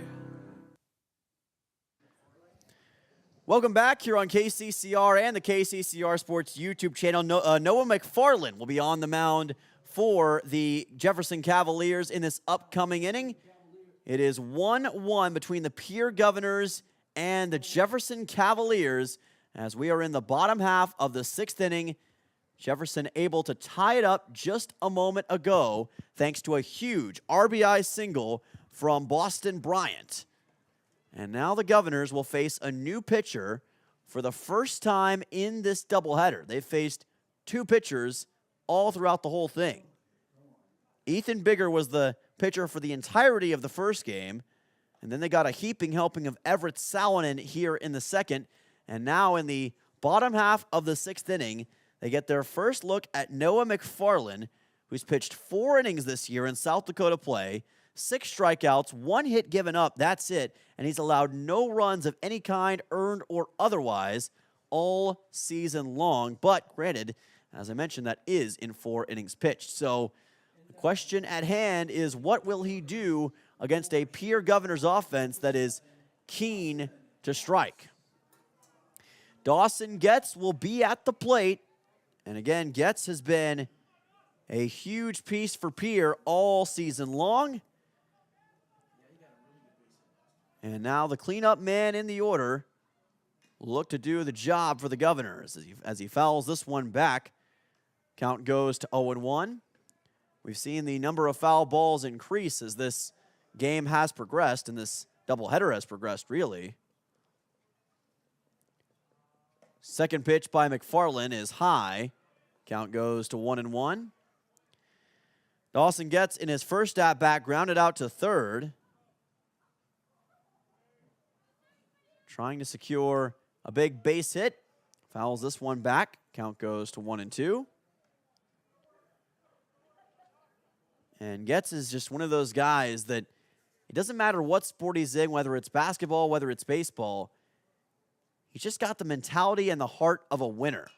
And that's something you can always admire. Chopper left side, thrown on to first easily for a 6-3 putout. Brody Jacobson and Carson Hughes clean it up. And Dawson Getz is retired to lead things off in the bottom of the 6th. So this will send on number 13, Ridge Linebach. Number 5 man in the order. Trevor Rounds is currently on deck for the Governors, I should say. And that is a big strike. Count goes to 0-1. And right now, if you're the Governors, this could be a little bit of a nerve-wracking inning because it feels like all the momentum is with the Cavaliers. And it almost feels as though you need some kind of response, some kind of shot in the arm to just put a little bit more space between you and Jefferson. And ideally, one more run would be what you'd want in this spot, as that pitch is in the dirt and well behind the backstop. Count is 1-2. But the question is, can you do that? Is that possible? And with a fresh pitcher on the mound, the answer to that is unknown. You really can't say. We just haven't seen enough of McFarland yet to know for sure. Here's a high chopper up and over McFarland. Collecting it as Jacobson throws on to first for out number 2. Great work by Brody Jacobson to locate that baseball and get a big second out. Not much you can do if you're the Governors, but just tip your hat to the great infield play. And now after the 6-3, we move on to the next man in the order, and that's Trevor Rounds. Rounds grounded out to short his last time up, struck out looking his first time, and sends a drive to center, and it is caught. Caleb Goodread read that one well. And that will be out number 3 in the bottom half of the 6th. An emphatic out for the Jefferson Cavaliers. They 1-2-3 the Govs, and we are deadlocked at 1 run apiece, heading to a dramatic top of the 7th. Do not touch that dial, folks. We'll be back on KCCR and the KCCR Sports YouTube channel with more Pierre Governors baseball action.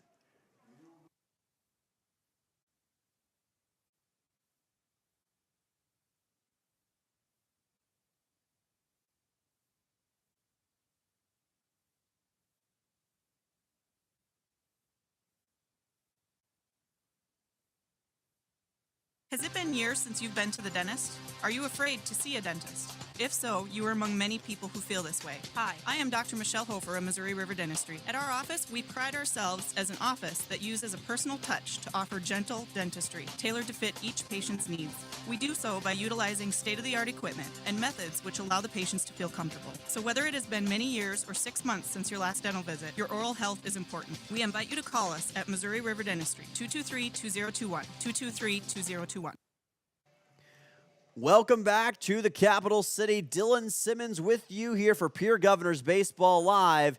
And this is going to be a fun one as we march to the finish. Top half of the 7th is on deck between your Pierre Governors and the Jefferson Cavaliers. A 1-1 game is what we have currently here at Hyde Stadium. A close game, and you wouldn't expect anything less between these two hotly contested juggernauts in the state of South Dakota. And in these spots, the Governors have thrived all year long. They've had all but 2 of their games come down to 2 runs or less. And this is looking to be another cardiac kid moment here for the Pierre Governors. The question is, will they come out the other side, or will the heart attack overtake them? That's what we're going to have to find out as the Cavaliers will start things off in the top half of the 7th with Caleb Goodread. Goodread, the center fielder for the Cavaliers. Number 9 man in the order, 9-1-2 due up. Goodread, Graybo, and Jacobson. Hudson Stosher still on the mound for the Pierre Governors. Fires in a pitch high. Count goes to 1-0. Stosher with now 6 innings pitched already, which almost doubles the total amount he had coming into this game on the season. That arm is getting a workout. Count goes to 2-0, and again, you just worry and wonder, how much does that arm really have left in it? We saw Ethan Bigger go the distance in Game 1 for the Cavaliers. Can Stosher do the same? He gets a strike here. Count goes to 2-1. Governors still have nobody warming up in the bullpen, so at least for now, they're putting all their faith in number 11. So far, it's worked out for him. Let's see if it continues. 2-1, fouled back. Count goes to 2-2.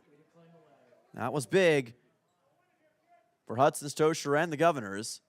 Put a little more pressure on Caleb Goodread, who made that incredible catch to end the 6th inning and deny the Governors a chance at a second run in this game.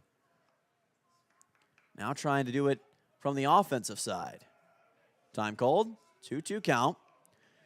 Great crowd on hand here on this Friday night. Hope to see them back on Monday for Pierre versus Huron in a Monday night doubleheader. You can catch that game right here on KCCR Sports. 2-2 pitch.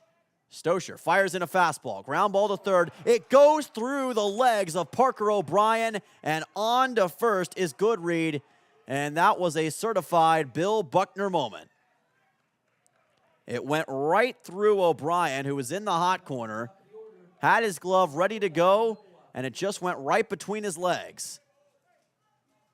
And that's going to be an E5 that sends Goodread on to first. And now the Cavaliers are set up where they want to be. Noah Graybo at the plate, the number 1 man in the order. Fastball, throw on to second. Caught in no man's land is Goodread. Can the Governors get him? He's trying to dance away on a rundown. Can they get him to second? Nope. Goodread still running, and finally they tag him out. A lot of dancing and prancing, but you can't outrun fate. Despite Caleb Goodread's best efforts, the Governors take him out, and it looks like that was Deal who was able to get him just in the nick of time. No, that was actually O'Brien. He came all the way over from third to take care of that. And that's what happens when you have great teamwork. You're able to do great things, and that is exactly what the Governors needed in that situation. So now no runners on base and 1 out. And a golden situation goes awry. Count goes to 2-0. Golden situation for the Cavaliers anyway. For Pierre, this is where they want to be. 2-0 pitch. Stosher sends it on its way. This is just fouled. Very close for Noah Graybo. It was along that left field line. He needed probably about 10, not even 10, more like 5 feet to the right. And that probably would have been a fair ball, and he would have been looking at least a double. Instead, it's a 2-1 count. In many ways, baseball can sometimes be a game of inches. High drive, right field, but not out of the sight of Porter Hunsley, who makes the catch for out number 2. Great work by Porter. He's been great in the outfield all game long. Originally thought it was going to be Charlie Simpson out there. That's what we had in the lineup card. That's what we assumed, but Hunsley instead got subbed in late in that spot, and apparently obviously it's been a good decision. Hunsley has certainly made the most of that opportunity and done well for himself.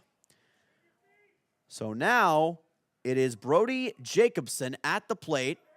After the fly out to right by Graybo, count goes to 0-1. Jacobson popped one up to first, got a single in his second at-bat, and flew one out to right in his third at-bat. This, his fourth. He's going to pop this one up. It's going to be unplayable, and it crashes off the roof of our press box and back down into the stands. And somebody's going to get a souvenir. One of these days, that baseball is going to fly right into this press box. I can feel it. Just a matter of time. 0-2. Maybe the biggest pitch of the game for Hudson Stosher. Here's a drive to right, and it gets down in the gap. That's going to be a base hit, and moving on to second, and safe, just barely, will be Brody Jacobson. He got the single. Rounds bobbled it in the outfield for just a second, couldn't quite secure it cleanly, and as a result, Jacobson was able to capitalize. So it's a single and an error for the shortstop, and he is in scoring position now for the Cavaliers as Scott Rowley wants to talk things over with his young pitcher. So Jacobson on to second. Again, it was a single and an error for the Cavaliers with 2 outs, and Hudson Stoscher's night finally comes to an end, but boy, what an impressive performance. Went 6 2/3 innings. Cannot say enough about his fortitude and his ability in this moment to step up and do what he did. But now the Governors send a new man onto the mound, and we'll get a good look at who it is in just a second. Looks like it's Porter Hunsley, and as a result, it looks like Charlie Simpson will move back into right field, where he was initially supposed to be, according to my lineup card, at the start of this game. So, in a way, things have come full circle. So, Simpson in right, and it looks like Porter Hunsley, who, by the way, was also in the first game as a relief pitcher for J.J. Buchholz. Now he's on the mound for the Governors in this one as well. The top half of the 7th inning. Tie game, 1-1. Hudson Stoscher playing with so much heart, and you can bet that Porter Hunsley, who's been great in his own right on all sides, will be looking to do that as well. 2 away in this top half of the 7th inning. And again, what's at stake here, if you need a reminder? The Governors trying to stay close to the top of the South Dakota standings, move to 7-2 in South Dakota play, and hand Jefferson their 3rd South Dakota loss of the year. Split the series, get their 3rd win at home this season, and look ahead to Huron on Monday. But right now, all efforts and all focus are on this moment for the Pierre Governors. Jefferson has out-hit Pierre 6-3 in this game, and yet we're tied at 1 run apiece. If anything, that shows how Pierre's defense has been timely in their efforts to deny the Cavaliers time and time again. And we'll see as the sun sets over the capital city if they can do that here. 2 outs, a runner on second. New man on the mound. Porter Hunsley's first pitch of game 2 is wide for ball number 1. This is Noah Kenzie, who's at the plate. Brody Jacobson at second. Governors keeping a close eye on him. Here's the pickoff attempt. Jacobson just able to get back. Count is 1-0. If the Governors can keep this game at 1-1, they'll have a chance to walk it off in the bottom half of the 7th. Hunsley's pitch. High, ball 2. Porter Hunsley, one of the few southpaws you'll find on this Pierre Governors baseball team. And that adds a whole new element of strategy for opposing batters to deal with for Jefferson and for any team he plays against. Gets a strike here. Count goes to 2-1. First strike of the second game for Porter Hunsley. And the question is, after already pitching in 1 game, albeit in a short interval, how do you recapture that form? That helps. Ball's fouled back. Count goes to 2-2. Hunsley getting into a bit more of a rhythm. So now a 2-2 count with 2 away. 2s across the board and a chance for the Governors to bring this one to the bottom half of the 7th. Hunsley's pitch. Driven into right. That's a base hit. This could score a run. Coming around and scoring for the Cavaliers will be Brody Jacobson. And Jefferson takes a 2-1 lead on a 2-out RBI single from Noah Kenzie. Well, they went back to the Hunsley well, and the well dried up. And the Cavaliers take a 2-1 lead in dramatic fashion here on the road. Stunned silence in the capital city as Noah Kenzie is the man of the hour to send in Brody Jacobson. And it was an E9 that ended up costing them on that play. Charlie Simpson, who just moved over to right field for Porter Hunsley, moving to the mound, ended up having that one go awry trying to field it, and it allowed Jacobson to go from first to home. Here's a ball that's sent into right field, just within the right field line. This could score another run. A big shot from Mason Payne. Coming around is Noah Kenzie. Kenzie's out. And that'll end the top of the seventh. What a play, what a relay from right field. Charlie Simpson somehow able to get it back to Sutton Sunshine. And Kenzie taken out at the last moment. And that ends the top of the seventh, 2-1. Jefferson on top of Pierre with a chance to tie this game up or walk it off in the bottom half of the frame. We'll be right back for what could be the dramatic conclusion here on Pierre Governors Baseball, right here on KCCR, back in 30.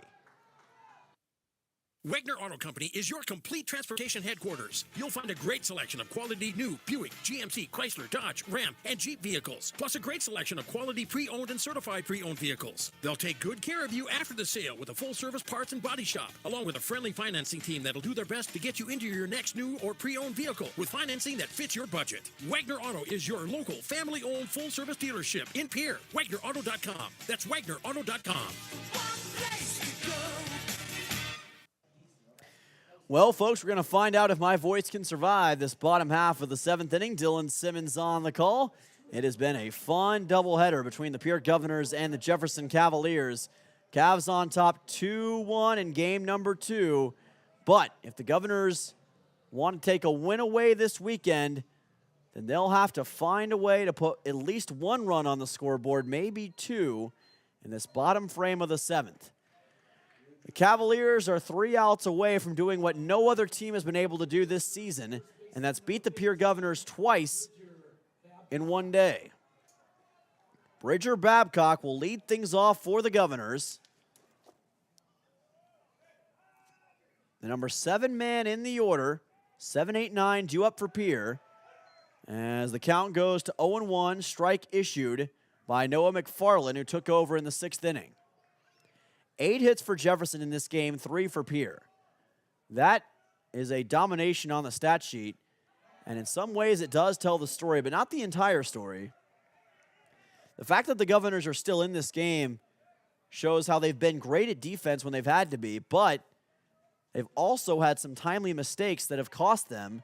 That error in right field by Charlie Simpson, allowing Carson Hughes to come home in that top half of the 7th inning and making this game what it is now. 1-2 pitch and a strikeout. A clutch strikeout for the Cavaliers. What a way to step up for Noah McFarland. And that is one away in the bottom half of the 7th. Bridger Babcock caught looking. 1 down, 2 to go for the Jefferson Cavaliers. Jaron Deal at the plate. Scheffelbein, rather, is a pinch hitter. Sends one to right, and that'll be easily caught by Mason Payne. So Scheffelbein came in for Deal there, and nothing came of it. Parker O'Brien comes to the plate, and now the hopes of the Pierre Governors to come back and win this game rest on O'Brien. Kind of like what we saw in game number 1. Pierre was able to extend that game out for just a little bit longer, but now O'Brien has to find a way to not only extend this game out, but to give Pierre a realistic shot at possibly taking this one home. A 1-0 count. And again, O'Brien lets it go by, smartly done. Count goes to 2-0.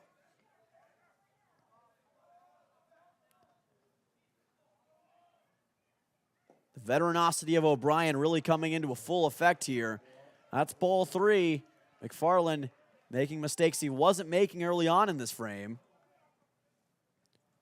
Granted, it is one plate appearance, but it may just give Pierre that little bit of confidence they need. 3-0 pitch. And that's ball 4. 4-pitch walk for Parker O'Brien. On to first he goes. His second plate appearance of this game. Excuse me. His second time getting on base in this game. Sorry, folks, my voice is cutting out just a little bit, but we're going to power through. So a runner on first for the Governors is Parker O'Brien. Back to the top of the order. Taking a look at who's at the plate. And looks like we're going to see a meeting on the mound between catcher and pitcher.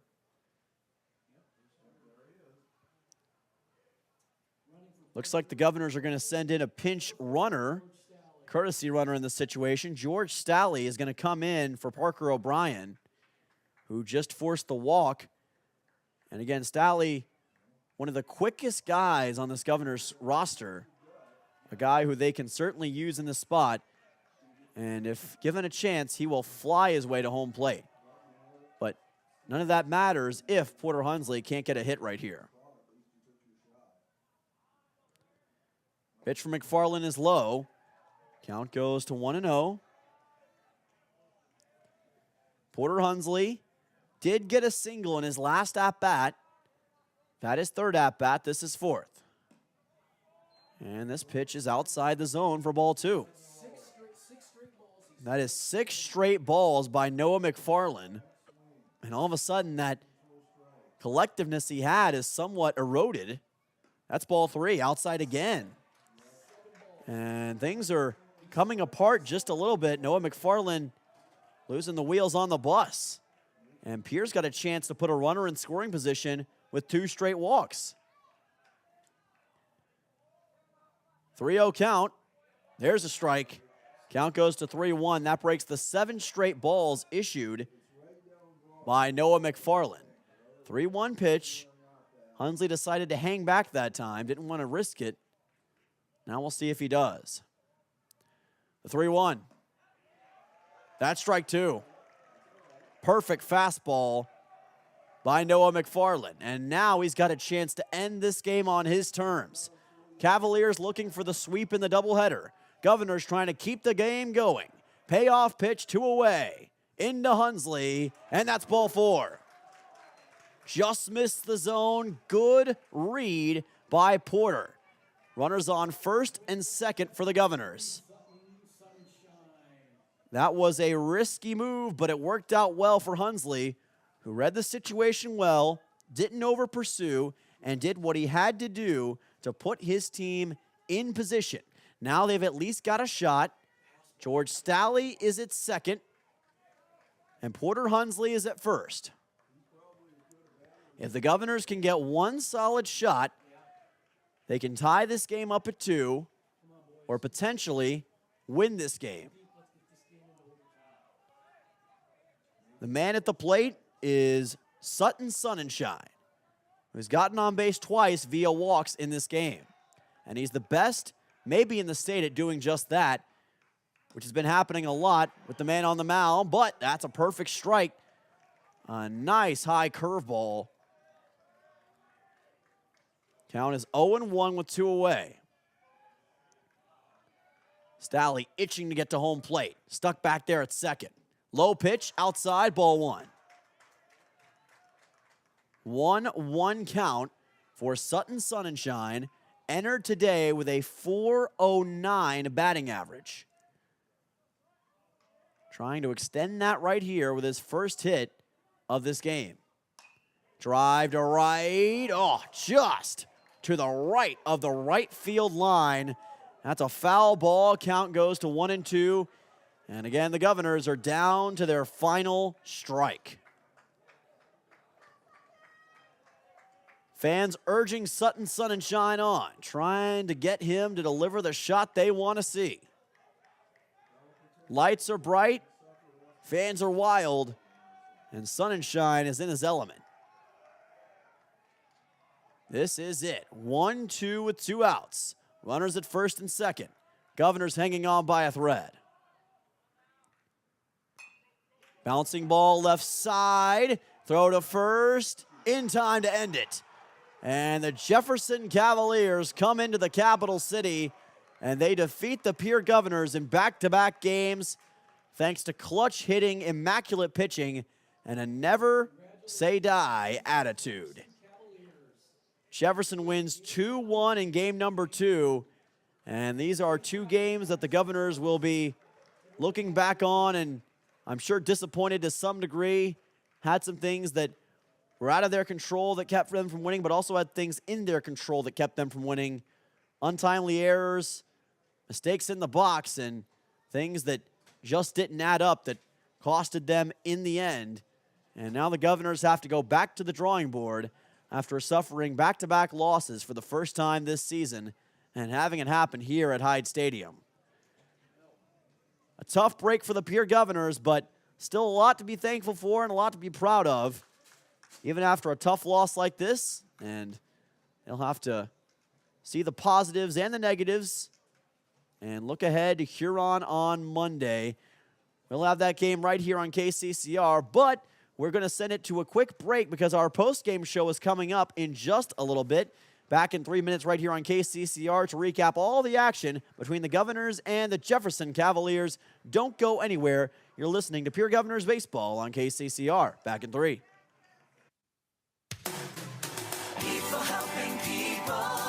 Have you ever wondered what the benefits are of becoming a Owyhee Federal Credit Union member?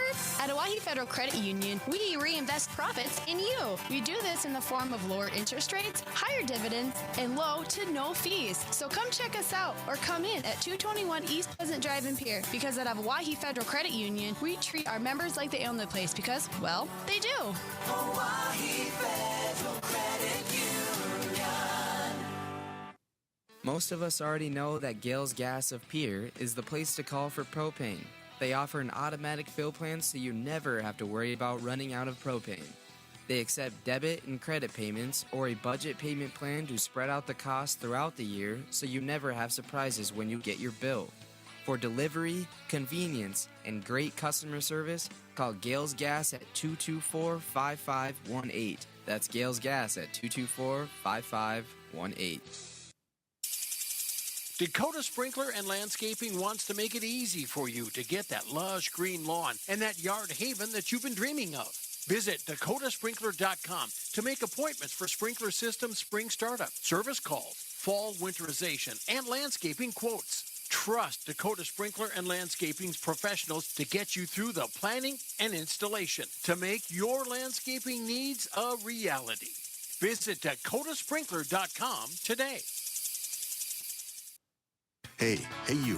Are you at a job that is fulfilling, has good benefits to support you or a family today, and retirement goes down the road? If you just said no, listen up. CHS River Plains is hiring operations personnel, drivers, and custom applicators at several locations. These come with a knockout affordable benefit package for you and the whole family.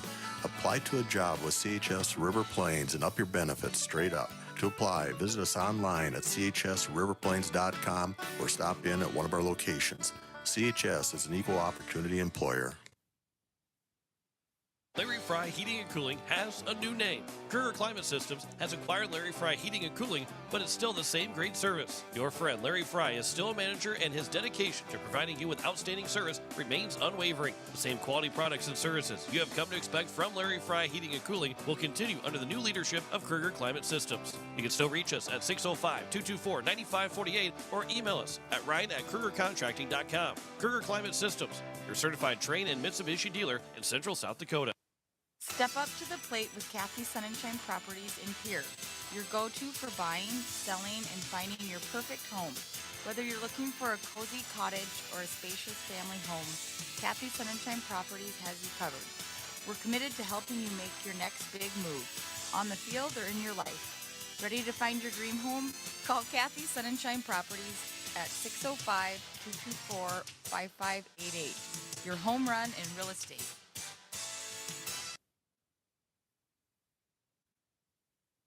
Welcome back here on KCCR and the KCCR Sports YouTube channel. I'm a hoarse voice, Dylan Simmons, here in the capital city. Final score in game number 2, the Jefferson Cavaliers defeating the Pierre Governors by a score of 2-1, thanks to some incredible timely plays, great pitching, and great defense overall. Governors will fall to 6-3 on the season, while the Cavaliers boost their mark to 8-2 in South Dakota play. And right now, Jefferson is pretty close to that top of the South Dakota mark, if not right at it. We'll have to see some other results throughout the day to see who exactly is the top team in South Dakota after today's contest, but certainly Jefferson among the elite of the of the elite, but Pierre is certainly in that mark as well. Governors had a few different players who showed out in today's second game. Parker O'Brien had a walk and a single. Bridger Babcock also forced a walk in this game. Trevor Rounds ended up having a couple of decent-looking hits, or at least decent-looking shots off the bat, but couldn't get any hits out of him. Ridge Limbach had a near single. Sutton Sonnenschein with a couple of walks in this game. Porter Hunsley had 2 walks and a single. He was the most successful player offensively in this game. The Governors were led in pitching by Hudson Stosher, ended up going 6 2/3 innings and had himself a day of days along with a bevy of strikeouts. Wasn't enough in the end to defeat the Jefferson Cavaliers, but you can bet the Stosher, who hadn't gone more than, I think, a couple innings all season long in a single game, certainly came out and showed out here in this one. Meanwhile, for the Jefferson Cavaliers, they had a bunch of players put hits on the board. Noah Graybeau had a single in his second at-bat, had a walk as well in his third. Brody Jacobson with a single, a couple of singles actually in this game. He was the only player for the Cavaliers that managed 2 hits.